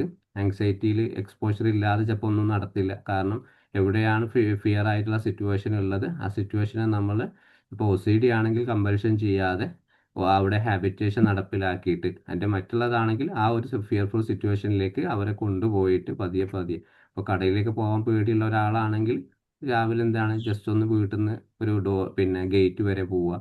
ഗേറ്റ് വരെ പോയി കഴിഞ്ഞിട്ട് നേരെ അങ്ങാടിയിലേക്ക് പോവുക, അത് കഴിഞ്ഞ് നേരെ ഷോപ്പിലേക്ക് പോവുക. അത് ഡിസ്റ്റൻസ് രാവിലെ ഉച്ച അങ്ങനെ പാർട്ടായിട്ട് കൊടുക്കുക. അത് ഏതിലും അങ്ങനെ തന്നെയാണ്. നേരത്തെ ആ കുട്ടിയുടെ സ്കൂളിൽ പോണ കാര്യം പറഞ്ഞതാണെങ്കിലും മറ്റേതിലാണ് ചെറുതിൽ നിന്ന് തുടങ്ങിയിട്ട് വലിയ ടാസ്കിലേക്ക് ഫൈനലിലേക്ക് എത്തുന്നതാണ്. ആ രീതിയിൽ അവർക്ക് എക്സ്പോഷർ നമുക്ക് കൊടുക്കാം. പിന്നെ അതേപോലെ അമിഗ്ഡാലയെ നമുക്ക് വളരെയധികം ഒന്ന് എപ്പോഴും കൺട്രോൾ ചെയ്യണം. നമുക്ക് നിരന്തരമായിട്ട് നമുക്ക് എക്സസൈസുകൾ ചെയ്തുകൊണ്ട് അറ്റ്ലീസ്റ്റ് ഒരു ഇങ്ങനത്തെ ആങ്സൈറ്റി ഉള്ള ആളുകൾക്ക് ഒരു ദിവസം ഒരു 20 മിനിറ്റോ 15 മിനിറ്റൊക്കെ തനിക്കൊരു പ്രാക്ടിക്കൽ എക്സസൈസിനേക്ക് മാറ്റി വെക്കണം. പിന്നെ അതേപോലെ ഉറക്കിൻ്റെ കാര്യം 8 മണിക്കൂറോ 9 മണിക്കൂറോ അതിൻ്റെ ഇടയ്ക്ക് ഉറങ്ങാൻ അവർക്ക് കറക്റ്റായിട്ട് ആ ബ്രെയിൻ സിസ്റ്റം ഒക്കെ ഒന്ന് ഓക്കെ ആവണമെങ്കിൽ ആ ഉറക്ക് കറക്റ്റായിട്ടിരിക്കണം. പിന്നെ ഈ പറഞ്ഞ പോലെ എക്സസൈസ്, ചില ആളുകൾ ഉറക്കം തീരെ കിട്ടൂല പക്ഷെ എക്സസൈസ് നല്ലോണം ചെയ്യും, അല്ലെങ്കിൽ വേറെ ജിമ്മിന് പോകും, യോഗ അതൊക്കെ ചെയ്യും. കറക്റ്റ് ഉറക്കം ചിലപ്പോൾ അവർ ഡ്യൂട്ടിൻ്റെ പ്രശ്നങ്ങളോ അങ്ങനെ കുറച്ച് വളരെ 3 മണിക്കൂർ 4 മണിക്കൂർ. ഇപ്പോൾ അടുത്തൊരു കേസ് എനിക്ക് വന്ന ആൾക്ക് ഉറക്കം 4 മണിക്കൂറേ ഉള്ളൂ, പക്ഷെങ്കിൽ ബാക്കി എല്ലാത്തിനും അയാൾ സമയം കണ്ടത്. അതും ഇവിടെ ഈ ആങ്സൈറ്റി കുറയാനുള്ള സാധ്യതകളില്ല. അപ്പോൾ കമ്പൈൻ ചെയ്ത് കൊണ്ടുപോകും, എക്സസൈസും രണ്ടും ഒരുമിച്ച് കൊണ്ടുപോവുക എന്നുള്ളത്. അല്ലാണ്ട് 10 മണിക്കൂർ കിടന്നുറങ്ങിയിട്ട് പിന്നെ ഈ പറഞ്ഞതുപോലെ എക്സസൈസിനൊന്നും ആൾ പോകുന്നില്ല, ഒരു കാര്യം ചെയ്യുന്നില്ല. അപ്പോൾ അതും അവിടെ ബാധിക്കും. അപ്പോൾ ഇത് രണ്ടും ഒരുമിച്ച് കൊണ്ടുപോയി കഴിഞ്ഞാൽ മാത്രമേ നമ്മുടെ ബ്രെയിനിലുള്ള ആ ഒരു സിസ്റ്റത്തെയൊക്കെ നമുക്ക് നോർമൽ ആക്കാൻ പറ്റും. സർ ഒരു ഡൗട്ട് ചോദിച്ചോട്ടെ. ചോദിച്ചോളൂ. നേരത്തെ പറഞ്ഞില്ലേ വിഷ്വലൈസേഷൻ അല്ലെങ്കിൽ ഇമാജിനറി എന്ന് പറഞ്ഞില്ലേ, ആ നമ്മൾ എക്സ്പോഷറിൽ ചെയ്യുന്ന സെയിം സംഭവം നമ്മൾ വിഷ്വലൈസ് ചെയ്യാണോ ചെയ്യേണ്ടത്? അങ്ങനെയും കൊടുക്കാം അവർക്ക്. ആ ഒരു അതായത് ഒരു ഹൈറ്റ് പേടിയുള്ള ആളോട് നമ്മൾ ഇമാജിൻ ചെയ്യാൻ പറയണോ? ഹൈറ്റിൽ ഇങ്ങനെ ഒരു മൗണ്ടൻ കയറി പോകുന്നതായിട്ട് അങ്ങനെയാണോ പറയണ്ടേ? അല്ലല്ല, അവർക്ക് ആ ഹൈറ്റിനെ എവിടെയാണ് അവരെ ഡെയിലി ലൈഫിൽ ഏറ്റവും ഉപകാരപ്പെടുന്ന ഒരു ഹൈറ്റ് ഉണ്ടാവും. ചിലപ്പോൾ കോണിമേൽ കയറാനോ വീട്ടിന്റെ മുകളിൽ കയറാനോ അങ്ങനെ എന്തെങ്കിലും ആയിരിക്കും. അത് ഇമാജിൻ ചെയ്യിപ്പിക്കുക. അല്ലാണ്ട് നമുക്ക് വേറെ എന്തോ ഒരു മൗണ്ടെയിനോ അല്ല ഒരു മരമൊക്കെ കാണിച്ചു കൊടുത്താൽ ചിലപ്പോൾ അവർക്ക് എഫക്റ്റ് ഉണ്ടാകും. അവർക്ക് എവിടെയാണ് ഹൈറ്റിനെ പേടി, എവിടെ നിന്നാണ് അവർക്ക് ആങ്സൈറ്റി, ആദ്യമായിട്ട് ഒരു സ്ഥലത്ത് അവർ എഫക്റ്റ് ഉണ്ടാവും. ഏതോ ബിൽഡിങ്ങിന്റെ മുകളിൽ കയറിയപ്പോൾ, വീടിന്റെ മുകളിലൊക്കെ കയറിയപ്പോൾ സമയത്ത് അവർക്ക് ഒരു ആങ്സൈറ്റി ആ സമയത്ത് ഉണ്ടായിക്കൊള്ളണം. അപ്പൊ അത് ചോദിക്കാൻ നിങ്ങൾക്ക് എപ്പോഴാണ് ഇത് തുടങ്ങിയിട്ടുള്ളത് എന്ന് ചോദിച്ചു കഴിഞ്ഞാൽ ഇന്ന സ്ഥലത്ത് കയറിയപ്പോഴാണെന്ന് അവർ പറയും. അപ്പൊ അതിനുശേഷം എന്ത് ചെയ്യാണ്, അപ്പൊ അവിടെ നിന്ന് നമുക്ക് തുടങ്ങാം. ആ എക്സ്പോഷർ വിഷ്വലൈസേഷൻ കൊടുക്കുക. Okay sir. ഓക്കെ. ഇനിയിപ്പോൾ നമുക്ക് ഈ ഒരു കോർട്ടെക്സിനെ നമുക്ക് ഏതൊക്കെ രീതിയിലാണ് കൺട്രോൾ ചെയ്യാം. അപ്പോൾ ഈ കോർട്ടെക്സ് എന്ന് പറയുന്ന സമയത്ത് ഇപ്പോൾ നമ്മൾ രഞ്ജിനിമ പറഞ്ഞതുപോലെ എക്സ്പോഷർ കൊടുക്കുന്ന ആ ഒരു ആങ്സൈറ്റിയെ നമ്മൾ സിറ്റുവേഷൻ റിക്കഗ്നൈസ് ചെയ്യുക. ഏത് സിറ്റുവേഷൻ നിന്നാണ് നമുക്ക് വരുന്നത്, പിന്നെ അവിടുന്ന് ആ ഒരു തോട്ടും ആ സിറ്റുവേഷൻ രണ്ടും സെപ്പറേറ്റ് ചെയ്യുക. ഇതൊരു ചിന്തമാണ്, റിയാലിറ്റി ഒരിക്കലും ഇത് സംഭവിക്കാൻ കാരണമില്ല, പിന്നെ ഒരു ധാരണയില്ല. അപ്പോൾ ക്ലയൻറ്റൊക്കെ ആണ് നമുക്ക് അവിടെ CBTയിൽ മെയിൻ തോട്ട് റെക്കോർഡ് എന്ന് പറഞ്ഞിട്ടുള്ള ടൂൾസ് കൊടുക്കുക. അവിടെ സിറ്റുവേഷൻ ഇരിക്കുക, സിറ്റുവേഷൻ്റെ കൂടെ തന്നെ ഇമോഷൻ റൈറ്റ് കൊടുക്കുക. ഇമോഷന് ശേഷം ഓട്ടോമാറ്റിക് തോട്ട്, നെഗറ്റീവ് ചിന്തകൾ എഴുതുക. ആ ചിന്തകൾ എവിഡൻസ് ബേസ് ആണോ, എന്തെങ്കിലും സപ്പോർട്ടുള്ള കാര്യങ്ങൾ എന്തോ, ഫൈനലി ഔട്ട്കം അവർക്കുണ്ട്. ഇതിൽ നിന്നും മറ്റൊരാൾക്ക് എന്തെങ്കിലും ബുദ്ധിമുട്ട് ഇതേപോലെ പ്രശ്നം ഉണ്ടായിട്ടുണ്ടെങ്കിൽ നിങ്ങൾക്ക് എന്താണ് അവർക്ക് പറഞ്ഞു കൊടുക്കാൻ. ജസ്റ്റ് ഒരു എക്സാമ്പിൾ പോലെ അവർക്ക് തോട്ട് റെക്കോർഡ് യൂസ് ചെയ്യാൻ പറയും. അപ്പോൾ അവരുടെ ആങ്സൈറ്റിയും ആ സമയത്ത് ഉണ്ടാവുന്ന അവർ ഫിസിക്കൽ റെസ്പോൺസുകളും ഈ ഒക്കെ അവർക്ക് സ്വയമായിട്ട് കണ്ടെത്താക്കാൻ പറ്റും. പിന്നെ അതേപോലെ ഓവറായിട്ടുള്ള എപ്പോഴും ഈ ചിന്തകൾ വരുന്ന സമയത്ത് നമ്മൾ നേരത്തെ പറഞ്ഞ ഏതെങ്കിലും റിലാക്സേഷൻ മെത്തേഡുകൾ ഉപയോഗിക്കുക. റൂമിനേഷൻ റിപ്പീറ്റഡ് ആയിട്ട് വരുന്നിട്ടുള്ള ഏതെങ്കിലും സിറ്റുവേഷൻ ഇവൻറ്റുകളൊക്കെ ഉണ്ടെങ്കിൽ താൽക്കാലികമായിട്ട് അതൊക്കെ ഒന്ന് കുറയ്ക്കാനുള്ള ഒരു സേഫ് പ്ലേസിലൂടെ സഞ്ചരിക്കുക. അങ്ങനത്തെ ആളുകളുടെ സപ്പോർട്ട് വാങ്ങുക. പിന്നെ കാറ്റസ്ട്രോഫൈസിങ് പ്രഡിക്ഷൻ, ദുരന്ത ചിന്താഗതികളൊക്കെ എനിക്കെന്താ എല്ലാം നടക്കുന്നത് വേസ്റ്റ് കേസ് പോലെയുള്ള കാര്യങ്ങളാണ്, അതൊക്കെ ചിന്തകളൊന്ന് കുറയ്ക്കുക. റിയൽ എക്സ്പെരിമെൻറ്റുമായിട്ട് ജീവിതത്തിലേക്ക് പോവുക. ബോഡി റെഗുലേഷൻസ്, നമ്മൾ ആ പറഞ്ഞ ശാരീരികമായിട്ടും മാനസികമായിട്ട് കിട്ടുന്ന ആ റിലാക്സേഷൻ മെത്തേഡുകൾ പൂർണ്ണമായിട്ട് നമുക്ക് ഉപയോഗിക്കാം. ഇതിൽ കൂടെ നമുക്ക് കുറേയൊക്കെ നമ്മുടെ ലൈഫിലെ ആങ്സൈറ്റി കുറയ്ക്കാൻ പറ്റും. പിന്നെ അതേപോലെ നമുക്ക് ഇതിനൊന്ന് റെസിസ്റ്റ് ചെയ്യാം, അല്ലെങ്കിൽ റെസിസ്റ്റ് ചെയ്ത് അതേപോലെ ആങ്സൈറ്റിയോട് കൂടി തന്നെ നമ്മുടെ ജീവിതത്തിലേക്ക് കൊണ്ടുപോകാൻ പറ്റും. ആങ്സൈറ്റി നമുക്ക് ഒരിക്കലും 100% ക്യൂർ ആക്കാൻ പറ്റില്ല. ഏകദേശം നമ്മുടെ ലൈഫിൽ കുറേയൊക്കെ ബുദ്ധിമുട്ടൊക്കെ മാറ്റാൻ പറ്റും. അവരോട് ക്ലയൻറ്റിനെ പറഞ്ഞ് മനസ്സിലാക്കുക, ഒരിക്കലും ആങ്സൈറ്റി പൂർണ്ണമായിട്ട് മാറില്ല. ആങ്സൈറ്റി ഇല്ലാതെ ഒരാൾക്കും ജീവിക്കാൻ കഴിയില്ല. എല്ലാവർക്കും നോർമലായിട്ട് ഉണ്ടാകുന്ന ഒരു കാര്യമാണ് ആങ്സൈറ്റി എന്ന് പറയുന്നത്. അപ്പോൾ ആങ്സൈറ്റി എവിടെ നിന്നാണ് വരുന്നത് അതിനെ തിരിച്ചറിഞ്ഞിട്ട് നിങ്ങൾക്ക് ആ നേരത്തെ പറഞ്ഞ ആ സിറ്റുവേഷനൊക്കെ ഒന്ന് മീൻസ് അതിനെ ഒബ്സർവ് ചെയ്ത് ജീവിതത്തിൽ ഉണ്ടാകുന്ന പല കാര്യങ്ങളും നല്ല രീതിയിൽ മുന്നോട്ട് മനസ്സിലാക്കി പോസിറ്റീവായിട്ട് എടുക്കുക. നെഗറ്റീവായിട്ട് സംഭവിക്കാവുന്ന കാര്യങ്ങളെ മാത്രം പ്രിഡിക്റ്റ് ചെയ്യുക. പ്രിഡിക്റ്റ് ചെയ്തതിന് ശേഷം അത് റിയാലിറ്റിക്ക് വരുന്നുണ്ടോ നോക്കുക, അതിനെ മാത്രം വിശ്വസിക്കുക. ഇങ്ങനെയുള്ള പല കാര്യങ്ങൾ അവർക്ക് പറഞ്ഞു കൊടുത്താൽ തന്നെ അവർക്ക് ആങ്സൈറ്റി അവരുടെ ജീവിതത്തിൽ ഒരു ചെറിയൊരു പാർട്ടായിട്ട് അവർ സന്തോഷത്തോടു കൂടി മുന്നോട്ട് കൊണ്ടുപോകാൻ പറ്റും. പിന്നെ ഇതിൽ മൈക്രോവിൻ എന്ന് പറയുന്ന നമുക്ക് മൈക്രോവിൻ എന്ന് പറയുന്നത് ചെറിയ കാര്യത്തിൽ നിന്നും വലിയ കാര്യത്തിലേക്ക് പോകുക എന്നുള്ളത്. ഇങ്ങനത്തെ ആളുകൾക്ക് നമുക്ക് എന്തൊക്കെ ഡെയിലി ചെറിയ കാര്യങ്ങൾ അവരോട് ചെയ്യാൻ പറയും. അപ്പോൾ ഒരു പേടിയുള്ള കാര്യത്തിൽ നിന്നാണ് നമ്മൾ എക്സ്പോഷർ കൊടുക്കുന്നത് പോലെ ഒരു ഹൈറാർക്കി ലിസ്റ്റ് ഉണ്ടാക്കുക. എവിടെയൊക്കെയാണ് എനിക്ക് പേടിയുള്ളത്, ആങ്സൈറ്റി ടൈം എപ്പോഴാണ്, എങ്ങനെയൊക്കെയാണത് ലിസ്റ്റ് ഉണ്ടാക്കിയതിനു ശേഷം അത് ചെറുതിൽ നിന്നും തുടങ്ങുക. അപ്പോൾ നമുക്ക് വലിയൊരു വിജയമൊന്നും നമ്മുടെ ജീവിതത്തിൽ വേണ്ട. അതേപോലെ ആ ചെറിയൊരു കാര്യം നമ്മുടെ ജീവിതത്തിൽ ചെയ്തു തുടങ്ങി അതിൽ നിന്നും അപ്പോൾ ഒരു ആങ്സൈറ്റി ഉള്ള ഒരാൾ ഇന്ന് രാവിലെ ഞാൻ എഴുന്നേറ്റ് പുറത്തേക്ക് പോവുകയാണ്. ആ പുറത്തേക്ക് പോവുക എന്നുള്ളത് ചുറ്റുപാട് ഒരാളോട് സംസാരിക്കുകയാണ്. അപ്പോൾ അതൊരു ചെറിയൊരു കാര്യം, പക്ഷേ നമ്മൾ ആ ആങ്സൈറ്റി ഉള്ള ആൾക്ക് വലിയൊരു സക്സസ് തന്നെയാണ്. ഞാൻ രണ്ടാൾക്കാരെ മുമ്പിൽ സംസാരിക്കുക, അല്ലെങ്കിൽ സ്വയമായിട്ടൊരു വീഡിയോ എടുത്തൊരു ഗ്രൂപ്പിലൊക്കെ പോസ്റ്റ് ചെയ്തു, അല്ലെങ്കിൽ ക്ലാസ് റൂമിൽ എഴുന്നേറ്റ് നിന്ന് ഞാനൊരു ചോദ്യം ടീച്ചറോട് ചോദിച്ചു, അല്ലെങ്കിൽ എൻ്റെ ഹാൻഡ് ഒന്ന് റൈസ് ചെയ്തു. ഇതൊക്കെ കുട്ടിക്ക് വരുന്ന സമയത്ത് നമുക്ക് ജസ്റ്റ് ഒരു ചെറിയ രീതിയിൽ അവർക്ക് ഈ ഒരു ആങ്സൈറ്റി മാറ്റാൻ വേണ്ടി നമുക്ക് മാറ്റി കൊടുക്കുക. പിന്നെ അതേപോലെ അവരോട് പറയുക, ഇതൊരു ആങ്സൈറ്റി അല്ല, ഒരു ഫ്രീ ആക്ഷൻ. നിങ്ങളുണ്ടാകുന്നൊരു പ്രവർത്തനം ഒരു ഫ്രീ പോലെ നിങ്ങൾക്ക് ചെയ്യാന്നുള്ളത്. അത് ചിന്തയിലേക്ക് പോകും. ഞാൻ ഇന്നത് ചെയ്യാൻ പോവുകയാണ്, ഇന്നത് പ്രവർത്തിക്കും, അല്ലെങ്കിൽ ഇന്നത് കാര്യം ഞാൻ പറയും എന്നൊക്കെ ഉള്ളൊരു ഫ്രീ ആക്ഷൻ പോലെ അവരോട് ചെയ്യാൻ പറയുക. ജസ്റ്റ് ട്രൈ ചെയ്ത് നോക്കാൻ പറയുക. നിങ്ങൾക്കത് ചെയ്യാൻ പറ്റും, നിങ്ങൾക്കൊരു കുഴപ്പങ്ങളൊന്നുമില്ല. അപ്പോൾ ഫിസിക്കലി ആയിട്ട് നിങ്ങൾക്കൊരു ബുദ്ധിമുട്ടുമില്ല. നിങ്ങളുടെ ജീവിതത്തിൽ നിങ്ങൾ എല്ലാ മേഖലയിലേക്കും പോകുന്ന ഒരാളാണ്, എല്ലാ പ്രവർത്തനങ്ങളും ചെയ്യുന്ന ഒരാളാണ്.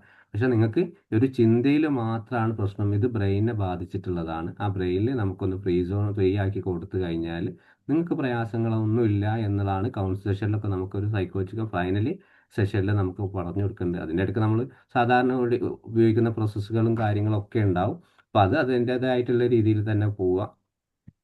പിന്നെ പിന്നെ മൈക്രോവിൻ ചെയ്യുന്ന സമയത്ത് സ്റ്റെപ്പ് ബൈ സ്റ്റെപ്പായിട്ട് എങ്ങനെയാണ് പ്രധാനമായിട്ട് നമ്മൾ പറഞ്ഞതുപോലെ ആങ്സൈറ്റി സിറ്റുവേഷൻ അവർക്ക് തിരിച്ചറിയണം. അല്ലാണ്ട് എനിക്കൊരു ആങ്സൈറ്റി ഉണ്ട്, എനിക്കൊരു പേടിയുണ്ട് പറഞ്ഞ കാര്യങ്ങൾ ആ പേടിയെ മാത്രം നമ്മൾ അസസ്മെന്റ് ചെയ്തിട്ട് അങ്ങനെ ആവരുത്. എന്തിലാണ് പേടി, എപ്പോഴാണ് തുടങ്ങിയത്, എന്ന് മുതലാണ്, അത് പൂർണ്ണമായിട്ട് ഡീറ്റെയിൽസ് എടുക്കുക. അതിൽ നിന്നും ചെറിയൊരു മാറ്റങ്ങളിലായിട്ട് ചെറിയ സ്റ്റെപ്പ് തുടങ്ങുക. പിന്നെ ആങ്സൈറ്റി എന്താണ്, ആങ്സൈറ്റി ഉള്ള ആ ഒരു സിറ്റുവേഷനിൽ അവരോട് പിടിച്ചു നിൽക്കാൻ പറയുക. കാരണം ഒരിക്കലും ആങ്സൈറ്റി ഇല്ലാതെ അത് അവോയ്ഡൻസ് ആയിട്ട് ഒരിക്കലും ഉപയോഗിക്കാൻ പാടില്ല. കാരണം ആങ്സൈറ്റി പൂർണ്ണമായിട്ടും ഉപേക്ഷിച്ചിട്ട് ആ മറ്റൊരു പ്രവർത്തനത്തിൽ ആങ്സൈറ്റി കൂടെ തന്നെ നിൽക്കുക. എക്സ്പോഷർ ചെയ്യുകയാണെങ്കിലും അങ്ങനെ തന്നെയാണല്ലോ. ആങ്സൈറ്റി കൂടി ആ ട്രിഗറോട് കൂടിയാണ് എക്സ്പോഷർ കൊടുക്കുന്നത്.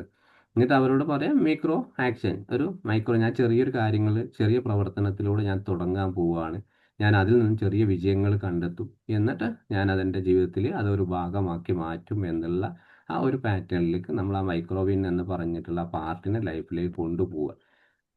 ഓക്കെ, ഇതാണ് നമുക്കിപ്പോൾ ഇന്നത്തെ ഞാൻ ഈ ടോപ്പിക്ക് എന്ന് പറയുന്നത്. മെയിനായിട്ട് ആങ്സൈറ്റി ട്രീറ്റ്മെൻ്റ് അല്ല എങ്കിൽ പോലും നമുക്ക് ആ ആങ്സൈറ്റി എങ്ങനെയാണ് ഒരു സൈക്കോ എഡ്യൂക്കേഷൻ പാർട്ടാണ്. ബ്രെയിൻ എങ്ങനെയാണ് നമ്മുടെ ലൈഫിനെ ഇത് എത്രത്തോളം ബാധിച്ചിട്ടുള്ളത് എന്ന് പൂർണ്ണമായിട്ട് മനസ്സിലാക്കാൻ വേണ്ടിയിട്ടായിരുന്നു.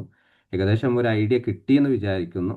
ഇനി എന്തെങ്കിലും നിങ്ങൾക്ക് ആഡ് ഓൺ ചെയ്യണമെങ്കിൽ ആഡ് ഓൺ ചെയ്യാം, എന്തെങ്കിലും ചോദിക്കാനുണ്ടെങ്കിൽ ചോദിക്കും. സർ ഓക്കെ അല്ലേ? ഇത് തന്നെയാണോ നമ്മൾ ഒരു ആങ്സൈറ്റി തെറാപ്പി ആയിട്ട് കൊടുക്കുമ്പോൾ ഇതിനൊരു അതെ, ഇലാബറേറ്റ് ചെയ്ത് കൊടുക്കണ്ടേ? ഇത് ഇലാബറേറ്റ് ചെയ്ത് കൊടുക്കുക.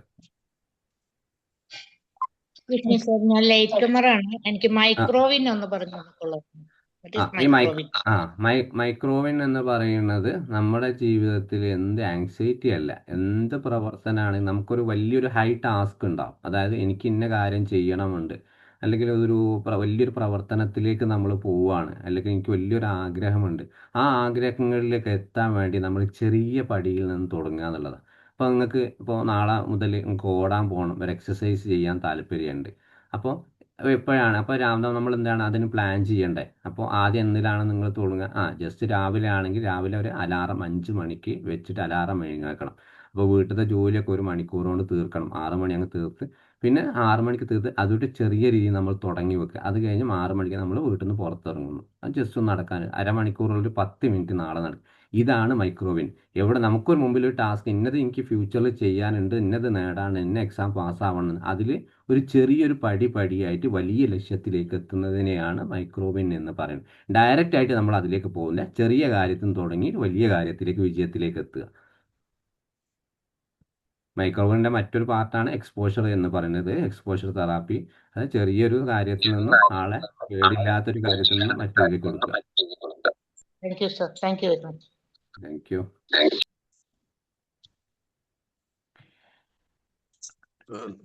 Thank you so much, sir. Okay, thank you. Thank you sir. Sir നാളെ ഒരു ആങ്സൈറ്റി സെഷൻ എടുക്കാനുണ്ട്. ക്ലാസ് വളരെ ഉപകാരമായി. താങ്ക് യു ആയിക്കോട്ടെ. Sir. Thank you so much. PPT വേണത് കുറെ റെഫർ ചെയ്തോളി. ഉണ്ട്. ആ, അതൊക്കെ ഞാൻ ഇതിന്റെ CBT ക്ലാസ് ഇപ്പൊ കഴിഞ്ഞത് സർ. ആ ഇന്നലെ ആയിട്ട്. Sir okay. റെക്കോർഡഡ് സെഷൻസ് കിട്ടും. Thank you sir. എങ്ങനെ? റെക്കോർഡഡ് സെഷൻസ് യൂട്യൂബിലാണോ അവൈലബിൾ ആയിട്ടിരിക്കുക? അത് അല്ല, നമുക്ക് നമ്മൾ ഇൻഡിവിജ്വൽ യൂട്യൂബിൽ ഉണ്ടാവും, പക്ഷെ അതിന്റെ ലിങ്ക് ഗ്രൂപ്പിൽ വിടും. ഇന്ന് രാത്രിയല്ല, നാളെ വിടും. Okay sir. നമ്മളെ വിമ്പിന്റെ എല്ലാ പിന്നെ വിമ്പിൾ ചാനലുണ്ട്, ഇതുവരെ പിന്നെ നമ്മുടെ ഈ ഒരു ഫ്രീ സെഷനും ഒക്കെ എല്ലാ ക്ലാസ്സുകളും അതിലുണ്ടാവും.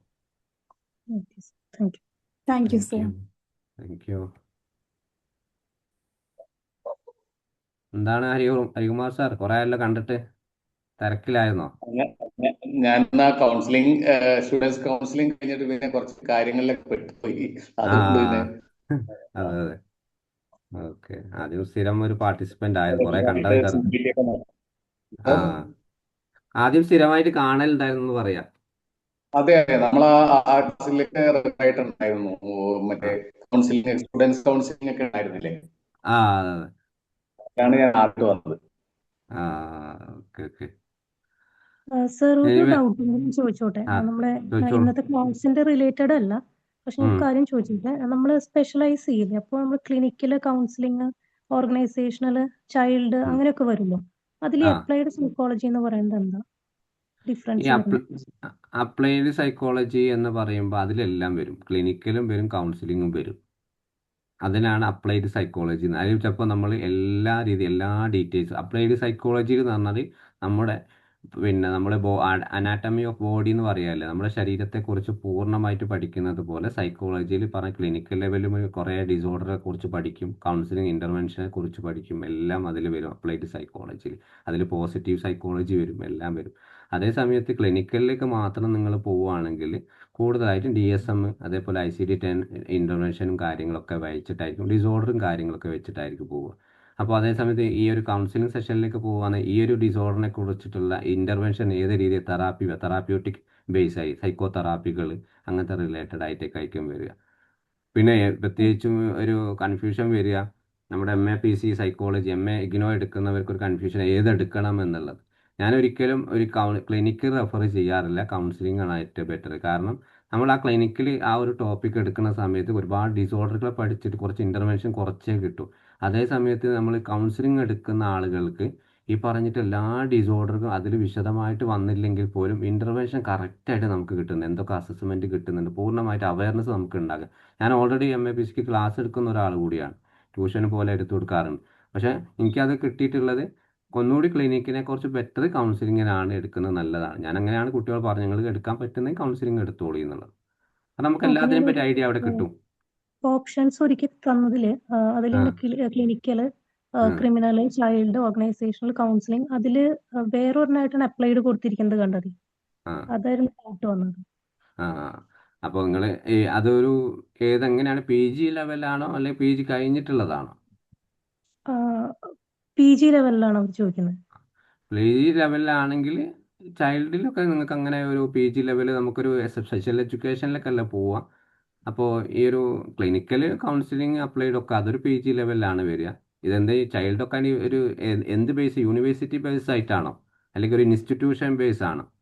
ഇൻസ്റ്റിറ്റ്യൂഷൻ ബേസിൽ അവര് നമുക്ക് ഫർദർ ഒരു സ്റ്റാർട്ട് അപ്പോൾ ചെയ്യാൻ അതിനെ വേണ്ടിയിട്ട് അവർ തന്ന ആ ലിസ്റ്റിൽ ഉണ്ടായിരുന്നതാണ് ആ ഇത്രയും ഒരു ലിസ്റ്റ്. അപ്പോൾ അത് ചെയ്യുന്ന സമയത്ത് വിശദമായിട്ടൊന്ന് അപ്പോൾ അന്വേഷിക്കുക. ക്ലിനിക്കൽ കോഴ്സിന് കാരണം നിങ്ങൾക്ക് ഞാൻ സ്പെഷ്യലൈസ് ആയിട്ട് സാർ പറഞ്ഞോളൂ ഇതിലെ. സാർ ഇഗ്നോയുടെ ഇപ്പോ അത് UGC ഇത് ചെയ്തിട്ടില്ലേ അപ്രൂവല്? അല്ല, അതിപ്പോ അങ്ങനെ ഇഗ്നോയുടെ വന്നിട്ടുണ്ട്. ഒരു NCHP അലയൻസ് ഇങ്ങനെ വന്ന് കിടക്കുന്നുണ്ട്. ഇനിയിപ്പോ പറ്റില്ല എന്നൊക്കെ. പക്ഷെ 2026 25 ജൂൺ വരെ അഡ്മിഷൻ എടുത്തവർക്ക് ഓക്കെ ആണെന്നൊക്കെ പറയുന്നുണ്ട്. പ്രശ്നമില്ല. അങ്ങനെ പ്രശ്നമില്ല എന്നാണ് പറയുന്നത്. പിന്നെ ഇത് ഈ പറഞ്ഞ നമ്മളെ കേരളത്തിലൊക്കെ ഇനിയിപ്പോൾ എത്ര ആൾക്കാർ ചെയ്യുന്നുണ്ട്, ഡിസ്റ്റൻസ് ആയിട്ട് പഠിച്ച എത്ര ആളുകൾ നല്ല ചെയ്യുന്നുണ്ട്. പക്ഷെ ഈ ഒരു തട്ടിക്കൂട്ടി ഡിപ്ലോമ അങ്ങനത്തെ ആളുകൾ എടുത്തിട്ട് അങ്ങനത്തെ ആളുകൾക്ക് പ്രശ്നമായി. കാരണം അവർക്ക് കയ്യിൽ ഒരു PG ഉണ്ടാവില്ല, പക്ഷെ അവരൊരു സ്ഥാപനമൊക്കെ നടത്തുന്നുണ്ടാവും. പക്ഷെ അങ്ങനത്തെ ഒരു ലീഗലി ആയിട്ട് ചെക്കിംഗ് ഒക്കെ വരുന്ന സമയത്ത് പ്രശ്നങ്ങളായിരിക്കും. അതൊക്കെ ഒന്ന് നിർത്താൻ വേണ്ടിയിട്ടൊക്കെയാണ് ഈ നിയമങ്ങളൊക്കെ വന്നിട്ടുള്ളത്. കാരണം അങ്ങനത്തെ ആളുകളാണ് കൂടുതലുള്ളത് ഓവറോൾ ഇന്ത്യയിലുള്ളത്. എന്തെങ്കിലും കൗൺസിലിനെ പറ്റി അവിടെ പഠിക്കാൻ. ഡിപ്ലോമകള് ഓരോരോ സ്ഥാപനങ്ങൾ ഡിപ്ലോമകളൊക്കെ തുടങ്ങുന്നുണ്ട്. അതെ. എന്നിട്ട് അത് ഓരോ ഡിപ്ലോമ എന്ന് പറയുന്നത് നമ്മൾ എപ്പോഴും മനസ്സിലാക്കേണ്ടത് അതൊരു സ്കില്ലാണ്, നമുക്ക് കൈ കിട്ടുന്ന ഒരു സ്കില്ല് മാത്രമാണ്. നമ്മുടെ ക്വാളിഫിക്കേഷൻ എന്ന് പറയുന്നത് ഒന്നുകിൽ UG PG ആണ്. അത് കഴിഞ്ഞിട്ട് നമ്മൾ ഡിപ്ലോമ ഒക്കെ നിങ്ങൾക്ക് നേടാൻ പറ്റുന്നതാണെങ്കിൽ ഞാൻ ഇപ്പോൾ അടുത്ത കാലത്ത് ജാമിയ മില്ലിയ എന്ന് പറഞ്ഞൊരു യൂണിവേഴ്സിറ്റി ഉണ്ട് ഡൽഹിയിലുള്ള. അതിൽ കൗൺസിലിംഗ് ആൻഡ് ഇൻ്റർവെൻഷൻ എന്ന് പറഞ്ഞിട്ടുള്ളൊരു കോഴ്സ് ഉണ്ട്, 1.5 വർഷമാണ്. പക്ഷെ നല്ല വാലിഡിറ്റി ഉള്ള യൂണിവേഴ്സിറ്റി സർട്ടിഫിക്കറ്റ് ആണ്, നല്ല രീതിയിൽ അവർ കൊടുക്കും. കാരണം അടുത്തൊരു ഫെബ്രുവരി മാർച്ചോട് കൂടി പുതിയൊരു അഡ്മിഷൻ വരും. 20,000 രൂപയാണ് ഫീ. അപ്പോൾ കാരണം അതിൽ കിട്ടുന്ന നമുക്ക് ഡൽഹി പോയിട്ട് എക്സാം എഴുതണം. അതേപോലെ പ്രാക്ടിക്കലായിട്ട് നമ്മൾ നാട്ടിൽ തന്നെ ഏത് സ്കൂളിലോ ക്ലാസ്സുകളൊക്കെ ഓൺലൈനിലാണ്. പക്ഷെ നമുക്ക് ഡയറക്റ്റ് ആയിട്ട് തന്നെ അഡ്മിഷൻ എടുക്കാം. ഒരു ഇൻസ്റ്റിറ്റ്യൂഷനെയും അവരെ സപ്പോർട്ടൊന്നും വേണ്ട. പക്ഷെ അതൊക്കെ നല്ലതാണ് കേട്ടോ. കാരണം അല്ലാതെ നമ്മൾ ഈ ഒരു ഇൻസ്റ്റിറ്റ്യൂട്ടിൽ പോയിട്ട് അവിടെ ഡിപ്ലോമ അവിടെ നിന്ന് എടുക്കുന്നു ഇവിടെ നിന്ന് എടുക്കുന്നു അതിനത്ര നമ്മൾ അതൊക്കെ നമ്മുടെ സ്കില്ലായിട്ട് എടുക്കുക. നിങ്ങൾ എവിടെ നിന്ന് പഠിക്കുക, പക്ഷെ അത് നമ്മളൊരു ക്വാളിഫിക്കേഷൻ ആക്കി കൊണ്ടുപോകരുത് ഒരിക്കലും. എനിക്ക് ഇന്ന ക്വാളിഫിക്കേഷൻ അതുകൊണ്ട് ഞാൻ ആഡ് ഓൺ ആണ് നമ്മുടെ മെയിൻ ക്വാളിഫിക്കേഷൻ കൂടെ ആഡ് ഓൺ ചെയ്ത് പോവുക. ഇപ്പോൾ നമ്മുടെ അക്കാദമിയിൽ തന്നെ CBT സർട്ടിഫൈഡ് കോഴ്സ് കൊടുക്കുന്നുണ്ട്. അത് നമുക്കൊരു സ്കില്ലാണ്, നമ്മുടെ സപ്പോർട്ടീവായിട്ട് നമുക്ക് മെയിൻ UGൻ്റെ കൂടെ PGൻ്റെ കൂടെ ഇന്ന സാധനം ഉണ്ട്, അപ്പോൾ എനിക്ക് സൈക്കോ തെറാപ്പിയിൽ ഇത് ഉപയോഗിക്കാം, ഞാനൊരു CBT പ്രാക്ടീഷണറാണ്. പ്രാക്ടീഷണർ എന്ന് പറയുമ്പോൾ SSLC കഴിഞ്ഞവർക്ക് ഇത് കൊടുത്തൊരു കാര്യമുണ്ടോ? CBT പഠിച്ചൊരു കാര്യമുണ്ടോ? ഇല്ല. അവരെ കൂടെ ഒരു PG വേണം. അപ്പോൾ ഞാൻ CBT പ്രാക്ടീഷണറായി എന്നുള്ളത്. അപ്പോൾ ഇതേപോലെ തന്നെയാണ് നമ്മൾ അവിടെ കാണേണ്ടത്. സർ, ഈ ഡൽഹിയിലുള്ള യൂണിവേഴ്സിറ്റി മാത്രമാണോ ഇതൊക്കെ ഇങ്ങനെ പ്രൊവൈഡ് ചെയ്യണേ ഒരു യൂണിവേഴ്സിറ്റി ലെവലിൽ? അതെ, ഇപ്പോൾ നമുക്ക് നിലവിലുള്ളത് ആ ഒരു ഡിസ്റ്റൻസ് ആയിട്ട് അവർ കൊടുക്കുന്നത്. കാരണം ഡിസ്റ്റൻസ് ആയിട്ട് നല്ലൊരു 4-5 ദിവസം അവിടെ പോയി നമ്മൾ ആ ഒരു പ്രാക്ടിക്കൽ അവർ കിട്ടുന്നത് നല്ലൊരു എഫക്റ്റീവായിട്ടും പല ആളുകളും പറഞ്ഞിട്ടുണ്ട് അത് കേട്ടോ. കാരണം അതിൻ്റെ നമ്മുടെ CBT കഴിഞ്ഞ ബാച്ചിൽ അഡ്വാൻസ് 2 പേരുണ്ടായിരുന്നു അവർ ചെയ്തിട്ടുള്ള ആൾക്കാർ. അപ്പോൾ അവരതിൻ്റെ പ്രാക്ടിക്കൽ എക്സ്പോഷർ നമ്മൾ ഷെയർ ചെയ്യുന്ന സമയത്ത് അവർക്ക് ഒരുപാട് കാര്യങ്ങൾ അവിടെ കിട്ടിയിട്ടുണ്ട് എന്നാണ് എനിക്ക് പറഞ്ഞിട്ടുള്ളത്. അതായത് നല്ല പറ്റുന്ന ആൾ ഓൺലൈനിലാണ്. ഇപ്പോൾ നമ്മളിപ്പോൾ ഈ ഓൺലൈനാണോ? ഓൺലൈനിലാണ് അഡ്മിഷൻ ക്ലാസ്സുകൾ, എക്സാം എഴുതാൻ മാത്രം അവിടെ പോയി. പ്രാക്ടിക്കൽ ആണെങ്കിലും ഒക്കെ ചെയ്ത് ഓൺലൈൻ ചെയ്തിട്ട് നിങ്ങൾ അവിടെ പോയി സബ്മിറ്റ് ചെയ്യണം എന്നേ ഉള്ളൂ. കുറച്ച് സമയം ആ സമയം ഒരു 3 വർഷത്തോട് നിങ്ങൾ കോഴ്സ് തീർത്താൽ മതി. പറ്റുന്ന ആളുകളൊക്കെ ആണെങ്കിൽ അതൊക്കെ ജോയിൻ ചെയ്തോളി. നെറ്റിൽ നിങ്ങൾ ജസ്റ്റ് സെർച്ച് ചെയ്താൽ മതി. ഫെബ്രുവരി ആകുമ്പോൾ പുതിയ വിൻഡോ ഓപ്പൺ ആവും. അപ്പോൾ അഡ്മിഷൻ എടുക്കുക. അത് പിന്നെ അതിൻ്റെ പ്രോസസ്സിങ് നമുക്ക് പോയിക്കോളും. അല്ലാതെ നമുക്ക് പല ഈ കോഴ്സിന്റെ പേര് കൗൺസിലിംഗ് ആൻഡ് ഗൈഡൻസ് അങ്ങനെ എന്തോന്നാണ് പേര്. ഒരു PGDCP ഒരു പേര്. അതിലൊക്കെ അറിയാം. അവരെ ആ ജാമ്യ മില്ലിയ അടിച്ചു കഴിഞ്ഞാൽ അവരെ ബ്രോഷർ ഉണ്ടാവും ഫസ്റ്റ് 2ാമത്തെ ഇതിൽ തന്നെ. അതിലുണ്ട് അതിനെ പറ്റിയിട്ട്. കൗൺസിലിംഗ് കോഴ്സ് അടിച്ചാൽ മതി. അതിന്റെ പൂർണ്ണമായിട്ട് ഡീറ്റെയിൽസ് അതിനൊരു ബ്രോഷർ തരും. ഫീസ് എത്രയായിരുന്നു സർ അതിന്റെ? ഫീസ് 20,000 ആണ് കഴിഞ്ഞ വർഷം വരെ വാങ്ങിയിട്ടുള്ളത്. ഇനിയിപ്പോൾ പ്രാവശ്യം എത്ര ആണെന്ന് അറിയില്ല. 20,000 ആണ്, ഫിക്സഡ് ആണ്. കുറെ വർഷങ്ങൾ അങ്ങനെ തന്നെയാണ് പോകുന്നത്. വൺ ടൈം ആണോന്ന് എനിക്ക് കറക്റ്റ് ആയില്ല. എനിക്ക് തോന്നുന്നു 1,500 രൂപ കൊടുത്തിട്ട് ആദ്യം ഒരു അഡ്മിഷൻ എടുക്കുക, പിന്നെ അടുത്തിന്റെ പ്രോസസ്സിംഗ് ആകുമ്പോൾ ഫുൾ പേയ്മെന്റ് അടക്കേണ്ടി വരും. ഇയർ ബേസ് ആണോ സെം ബേസ് ആണോ വരുന്നത്? ഇയർ ബേസ് ആണ്. 1.5 വർഷത്തോടെ നിങ്ങൾക്ക് നോർമലായിട്ട് കഴിയും. അതിൽ നമുക്ക് ഇന്റേൺഷിപ്പ് എല്ലാം ചെയ്യാനുണ്ടായിരിക്കും അല്ലേ? പ്രോജക്റ്റ് പ്രൊജക്റ്റ് എന്ന് പറയുമ്പോൾ നമുക്ക് ഒരു 2 അസൈൻമെന്റുകൾ ഉണ്ടാവും. അതായത് ഒന്ന് നമ്മൾ ഏതെങ്കിലും സ്കൂളിലോ കൗൺസിലിംഗ് 2-3 കേസൊക്കെ എടുത്ത് നമ്മൾ റിയൽ എക്സ്പീരിയൻസ് ഒക്കെ വെച്ചിട്ട് ഒരു റിപ്പോർട്ട് തയ്യാറാക്കുക എന്നുള്ളത്, അതാണ് ഉണ്ടാവുക. പിന്നെ എക്സാം എഴുതാൻ ഡയറക്റ്റ് ആയിട്ട് അവിടെ പോവുക. ഈ 2 കാര്യങ്ങളാണ് പ്രാക്ടിക്കലായിട്ട് നമുക്ക് ചെയ്യാനുള്ളത്. ഇതിപ്പോ നമ്മളൊരു MA സൈക്കോളജിയുടെ ഒക്കെ വാല്യൂ ഉണ്ടായിരിക്കും, MAയുടെ ഒക്കെ എങ്ങനെ? വാല്യൂ ഉണ്ടായിരിക്കും. MA ആയിട്ടാണോ അവർ തരുന്നത് നമുക്ക്? അതെ, പോസ്റ്റ് ഗ്രാജുവേഷൻ ആയിട്ടാണ് തരുന്നത്. നിങ്ങൾക്ക് അതിന് ഡിപ്ലോമ ഡിപ്ലോമ അല്ല, പോസ്റ്റ് ഗ്രാജുവേഷൻ ആയിട്ട്. പക്ഷെ ക്വാളിഫിക്കേഷൻ അത് ചെയ്യാൻ ഡിഗ്രി വേണം. എനി ഡിഗ്രിയാണ്. ഓക്കെ. എനി ഡിഗ്രി സൈക്കോളജി തന്നെ വേണമെന്നില്ല അല്ലേ? അത് വേണം നിർബന്ധമല്ല. Okay sir. Sir, psychology PG കഴിഞ്ഞിട്ട് നമ്മളുടെ ഈ CBTയുടെ സാറിന്റെ കോഴ്സിൽ ഉണ്ടല്ലോ, അത് കഴിഞ്ഞ് നമ്മൾ ഇവിടുന്ന് വിംബിളിന്റെ സർട്ടിഫിക്കേഷൻ ഒക്കെ ആയിട്ട് നമുക്ക് പുറത്തുള്ള ഒരു കുട്ടിക്ക് ചെറിയ പറ്റാലോ. അത് പറ്റും. കാരണം നിങ്ങൾക്ക് ഓൾറെഡി ക്വാളിഫൈഡ് ആണല്ലോ. നിങ്ങൾ ഇപ്പോൾ CBT ഇല്ലെങ്കിൽ പോലും നിങ്ങൾക്ക് ആ കുട്ടി നിങ്ങൾക്ക് ഹാൻഡിൽ ചെയ്യാൻ പറ്റില്ല. നിങ്ങൾക്ക് ഓൾറെഡി PG സൈക്കോളജി ഉണ്ട്, കൗൺസിലർ കൺസേൺ സൈക്കോളജിസ്റ്റ് ആണ്. പിന്നെ നമുക്ക് ഈ സ്കിൽ ബേസ് ഞാൻ നേരത്തെ പറഞ്ഞതുപോലെ ഈ സൈക്കോ തെറാപ്പി എന്നൊക്കെ പറയുന്നത് നമുക്കൊരു സ്കിൽ ബേസ്ഡ് ആണ്. 100-160ഓളം സൈക്കോ തെറാപ്പി നമ്മുടെ ലൈഫിലുണ്ടല്ലോ. അപ്പോൾ അതിൽ ഏതെങ്കിലും ഒരു 5-6 പഠിച്ചു കഴിഞ്ഞാൽ നമുക്ക് എപ്പോഴും ആഡോണാണ്. എന്ത് തെറാപ്പി പഠിച്ചാലും നമുക്ക് സ്കില്ലാണ്. കാരണം നമ്മളെപ്പോഴും ഉപയോഗിക്കുന്ന അതെ ആ ഇന്റർഗ്രേറ്റഡ് മെത്തേഡൊക്കെ അപ്രോച്ചൊക്കെ ഉപയോഗിക്കുന്ന സമയത്ത് ചിലപ്പോൾ നമ്മൾ പഠിച്ച പോലെ തന്നെ അവിടെ ഉപയോഗിക്കാൻ കഴിയില്ല. എന്നപ്പോൾ ആ സമയത്ത് നമ്മൾ പല തെറാപ്പിയിൽ കുറച്ച് ടൂൾസ് ഒക്കെ എടുത്തിട്ട് ആ സിറ്റുവേഷൻ ഹാൻഡിൽ ചെയ്യാൻ നമുക്ക് പറ്റണം. നമ്മളത് കുറെയൊക്കെ നമ്മൾ പഠിച്ചിരിക്കണം, എന്നിട്ടാണ് നമുക്ക് അത് എക്സ്പീരിയൻസ് മാത്രമേ കിട്ടുള്ളൂ. അതെ. സർ, നമ്മൾ PG ഡിപ്ലോമ കഴിഞ്ഞാലും നമുക്ക് കൗൺസിലർ എന്നുള്ള ഒരു പേരിൽ ഇരിക്കാൻ പറ്റില്ലേ? സൈക്കോളജിസ്റ്റ് അല്ല, കൗൺസിലർ എന്നുള്ള രീതിയിൽ ഒരു കൺസൾട്ടന്റിന്റെ കീഴിലൊക്കെ നിങ്ങൾക്ക് ഇരിക്കാൻ പറ്റും. ഏതെങ്കിലും ഹോസ്പിറ്റലിലൊക്കെ പോവുക, അന്നേരം ഇന്റേൺഷിപ്പ് ഒക്കെ ചെയ്യുക, എന്നിട്ട് അവർക്ക് പോകും. ഏറ്റവും ബെറ്റർ നമ്മൾ നിങ്ങൾ ഡിപ്ലോമ എടുക്കുന്നത് പോലെ ഒരു PG ബേസ്ഡ് സൈക്കോളജി നിങ്ങൾ കയ്യിൽ വെക്കുന്നതാണ് നല്ലത്. ഇനിയിപ്പോൾ പുതിയ നിയമങ്ങളൊക്കെ വരുമ്പോൾ ഒരുപാട് പ്രശ്നങ്ങൾ കേട്ടോ. അങ്ങനെ എടുത്താൽ ലൈസൻസ് കിട്ടൂലല്ലോ. ലൈസൻസ് കിട്ടില്ല. ലൈസൻസ് കിട്ടണം നമ്മുടെ ആർ സി ആയിട്ടുള്ള റിഹാബിലിറ്റേഷനുമായി ബന്ധപ്പെട്ട എന്തെങ്കിലും കോഴ്സുകൾ ചെയ്യണം.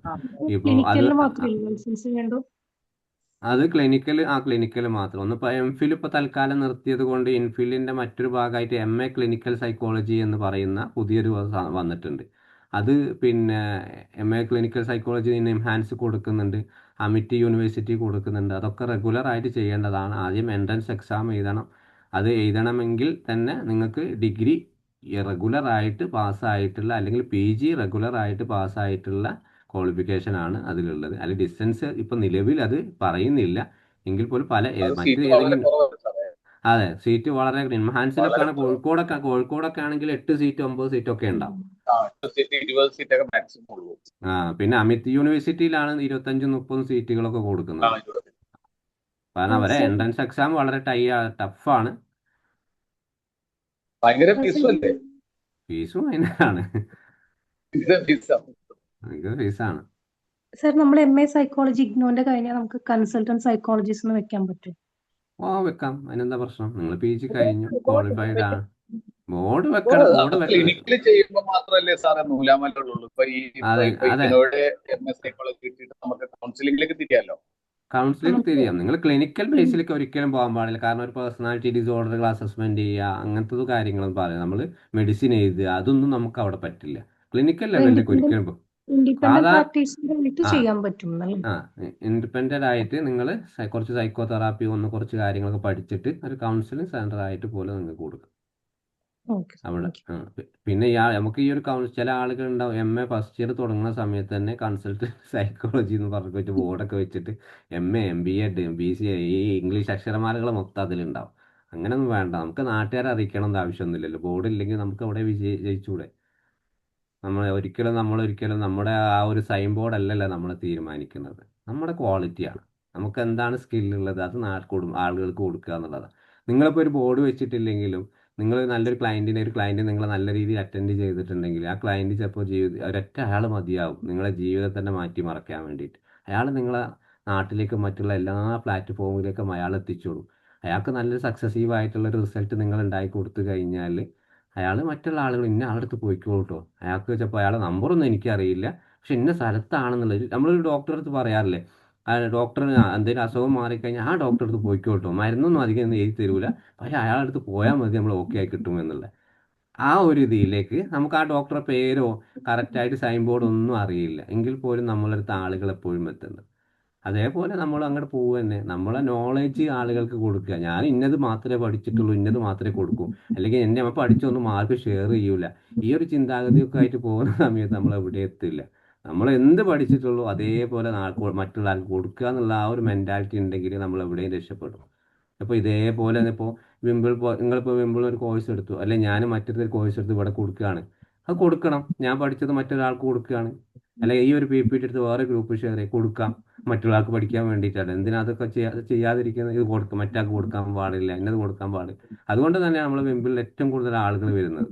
കാരണം ഇവിടെ ഷെയറിംഗ് ആണ്, ഒരു നോളജ് ഹബ്ബാണ് ഞങ്ങൾ ഇവിടെ ഉദ്ദേശിക്കുന്നത്. ഓക്കെ, ഒന്ന് രണ്ട് പേരത് എന്നോടും കൂടി പറഞ്ഞിരുന്നു. ഇങ്ങനെ സൈക്കോളജിക്കാര് പറഞ്ഞു, ഇങ്ങനെ നമ്മുടെ സൈക്കോതെറാപ്പി സാറ് തന്നെ CBTയുടെ കാര്യം തന്നെ പറഞ്ഞു, വളരെ ചെലവ് കുറച്ച് CBT വളരെ നന്നായിട്ടൊക്കെ ചെയ്തു തരുന്നുണ്ട് വിമ്പിളില് എന്നൊക്കെ പറഞ്ഞു.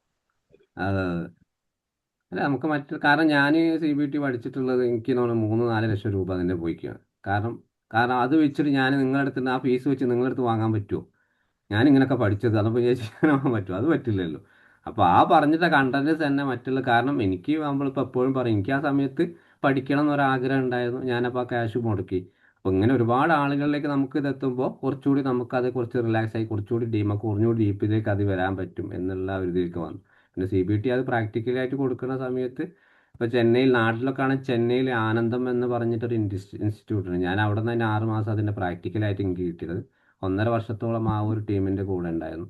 അവിടെ ഒരു അരവിന്ദ് സ്വാമി എന്ന് പറഞ്ഞിട്ടൊരു സാറുണ്ട്, പക്ഷെ അയാളിപ്പോൾ അടുത്ത കാലത്ത് മരിച്ചു എന്നുള്ള ഒറ്റ ജീവിതത്തിൽ ഏറ്റവും വലിയ നഷ്ടങ്ങളിലൊന്നാണ് കേട്ടോ. പുള്ളിക്കാരൻ വളരെ എക്സ്പേർട്ടാണ് ഈ ഒരു CBTയിൽ. കാരണം ആ ഒരു ടിബെക്കിൻ്റെ ആ ഒരു ഇൻസ്റ്റിറ്റ്യൂട്ട് ഡയറക്റ്റായിട്ട് വർഷങ്ങൾക്ക് മുമ്പ് തന്നെ പഠിച്ചിട്ടുള്ള ഒരാൾ. അയാൾ ഒരുപാട് കാലം ആ ചെന്നൈയിൽ ആ ഇൻസ്റ്റിറ്റ്യൂട്ടിന് വേണ്ടി ട്രെയിനിങ് കൊടുക്കുന്ന ആളാണ്. പക്ഷേങ്കിൽ ഇപ്പം അടുത്ത് ഞാനൊരു ന്യൂസിൽ കാണുന്നതാണ്, നേരിട്ട് അറിയുന്ന ഒരാളാണ്. നാട്ടിൽ അവിടെ പോയ സമയം ചെന്നൈയിൽ പല സമയത്ത് പോയ സമയത്തും ഞാൻ ആളെ കണ്ടിട്ടുള്ള ആളാണ്. അപ്പോൾ അതേപോലെ ഒരു എക്സ്പീരിയൻസ് ഒക്കെ നമ്മുടെ ലൈഫിൽ കിട്ടുന്നൊരു ഭാഗ്യം തന്നെയാണ്. അപ്പോൾ ആ ഒരു അതിൽ നിന്നും ഞാനൊരു ഈ CBT എന്ന് പറയുന്ന അത് 2015-16 ആ സമയത്താണ് ഞാനത് പൂർണ്ണമായിട്ട് ആ ഒരു കോഴ്സ് കംപ്ലീറ്റ് ചെയ്തതും പിന്നെ ഇതിലേക്ക് വന്നതൊക്കെ. ഓക്കെ, എനിവേ ഏതായാലും നല്ലൊരു സെഷൻ ആയെന്ന് വിചാരിക്കുന്നു. സെഷനേക്കാട്ടും നല്ലൊരു ഡിസ്കഷനാണ് ഏറ്റവും നല്ലത് എനിക്ക് തോന്നുന്നത്. നന്നായിരുന്നു. കുറച്ച് കാര്യങ്ങളൊക്കെ നമുക്ക് പിടികിട്ടി. Thank you. അതെ, എല്ലാ ആഴ്ചയും നമുക്ക് ഇങ്ങനെ ക്ലാസ്സസ് ഉണ്ടായിരിക്കും സർ? എല്ലാ കോഴ്സസ് വെള്ളിയാഴ്ചയും എല്ലാ വെള്ളിയാഴ്ചയും ഞാൻ തന്നെ ഉണ്ടാവും. കാരണം കഴിഞ്ഞ 2 മാസമായിട്ട് ഞാൻ കുറച്ച് തിരക്ക്, ആഴ്ചയിൽ 2 ആഴ്ച കൂടുമ്പോൾ ഉണ്ടാവാറുണ്ടായിരുന്നു.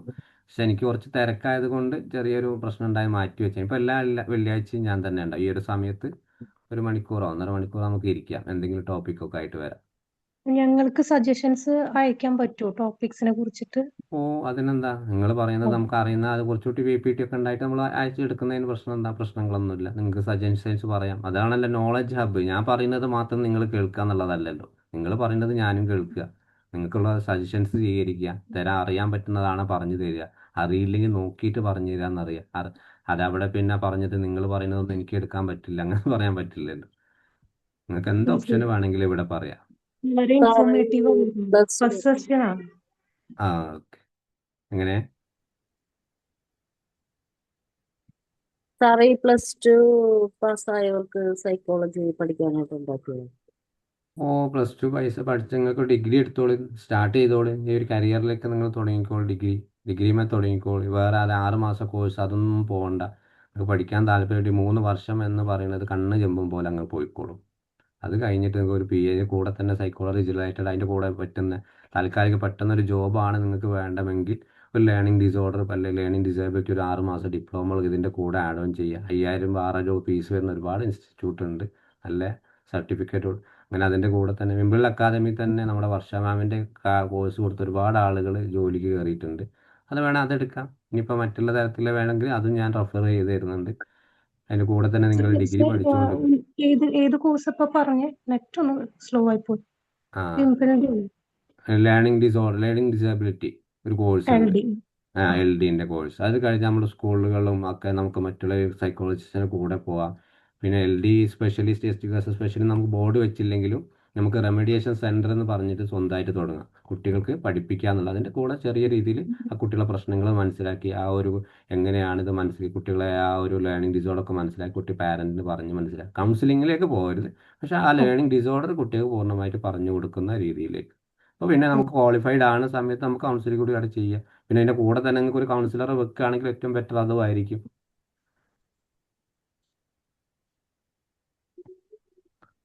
നമ്മുടെ മുമ്പിൽ ഒരുപാട് അവസരങ്ങൾ മുമ്പിലുണ്ട്. ഈ ഒരു 5 വർഷത്തിൽ നിന്ന് നിങ്ങൾ സൈക്കോളജി ഫീൽഡിൽ എവിടെയെങ്കിലും എത്തിപ്പെട്ടാൽ നല്ലത്. കാരണം സൈക്കോളജി ഇപ്പോഴും ഡെവലപ്മെൻ്റ് ആയിട്ടില്ല, വളർന്നു വരുന്നതേ ഉള്ളൂ. എല്ലായിടത്തും ഫേക്ക് ന്യൂസുകൾ മാത്രമാണ് ഓടുന്നത്, സത്യമായിട്ടുള്ള ന്യൂസ് എവിടെയും ഓടുന്നില്ല. അപ്പോൾ നിങ്ങൾക്ക് ചിലപ്പോൾ പഠിച്ചുകൊണ്ടിരിക്കുന്ന സമയത്ത് അത് വാലിഡേറ്റ് ഇല്ല, അതൊന്നും നമ്മൾ ശ്രദ്ധിക്കുക വേണ്ട. നിങ്ങൾ എന്താണ് പഠിച്ചുകൊണ്ടിരിക്കുന്നത് അത് കംപ്ലീറ്റ് ചെയ്യുക.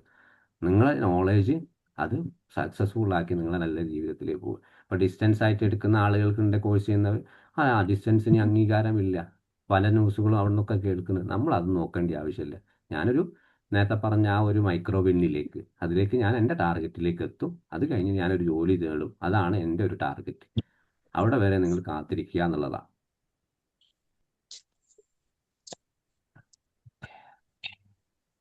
അപ്പോൾ നമുക്ക് വൈൻഡപ്പ് ചെയ്യാമെന്ന് വിചാരിക്കുന്നു. ഇനി എന്തെങ്കിലും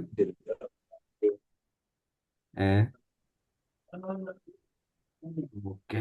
നമ്മുടെ വേണു സാറിന് എന്തെങ്കിലും പറയാറുണ്ടോ? എന്നൊരു അവസരം കിട്ടിയില്ല എന്ന് തോന്നുന്നല്ലേ? ഒന്നിടപെട്ടോട്ടെ സാർ. പറയൂ സാറേ. ഞങ്ങൾക്ക് ആ ഫൈസൽ സാറിന്റെ ക്ലാസ് തുടങ്ങാൻ ഏകദേശമായി തുടങ്ങിയിട്ടുണ്ട്. ഞാനൊന്ന് എക്സിറ്റ് ചെയ്താ. പോയിക്കോളൂ. Thank you sir.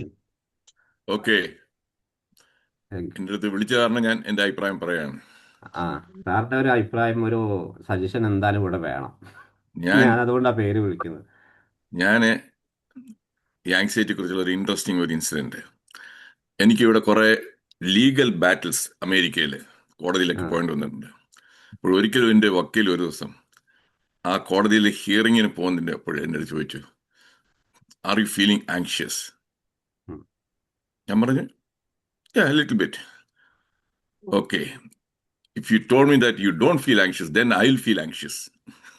പറഞ്ഞാല് അപ്പൊ എന്നാണ്ടോ പ്രശ്നമുണ്ട് കേട്ടോ. ആങ്സൈറ്റി ഇല്ല എന്നുണ്ടെങ്കിൽ അതൊരു പ്രശ്നമാണെന്നാണ് അന്ന് വക്കീൽ പറഞ്ഞത്. ഇഫ് യു ആർ നോട്ട് ആ feeling anxious then I feel anxious. അപ്പം അത് കാരണം ആങ്സൈറ്റി ഇപ്പൊ അവിടെ കൂടുതൽ എക്സാജറേറ്റ് ചെയ്തത്. നാട്ടില് അതിന് നോർമലായിട്ട് ആങ്സൈറ്റി ഉണ്ട് എല്ലാവർക്കും. അതിനെ തന്നെ ട്രീറ്റ്മെന്റ് വേണ്ടി എല്ലാവരും പോവാണ്.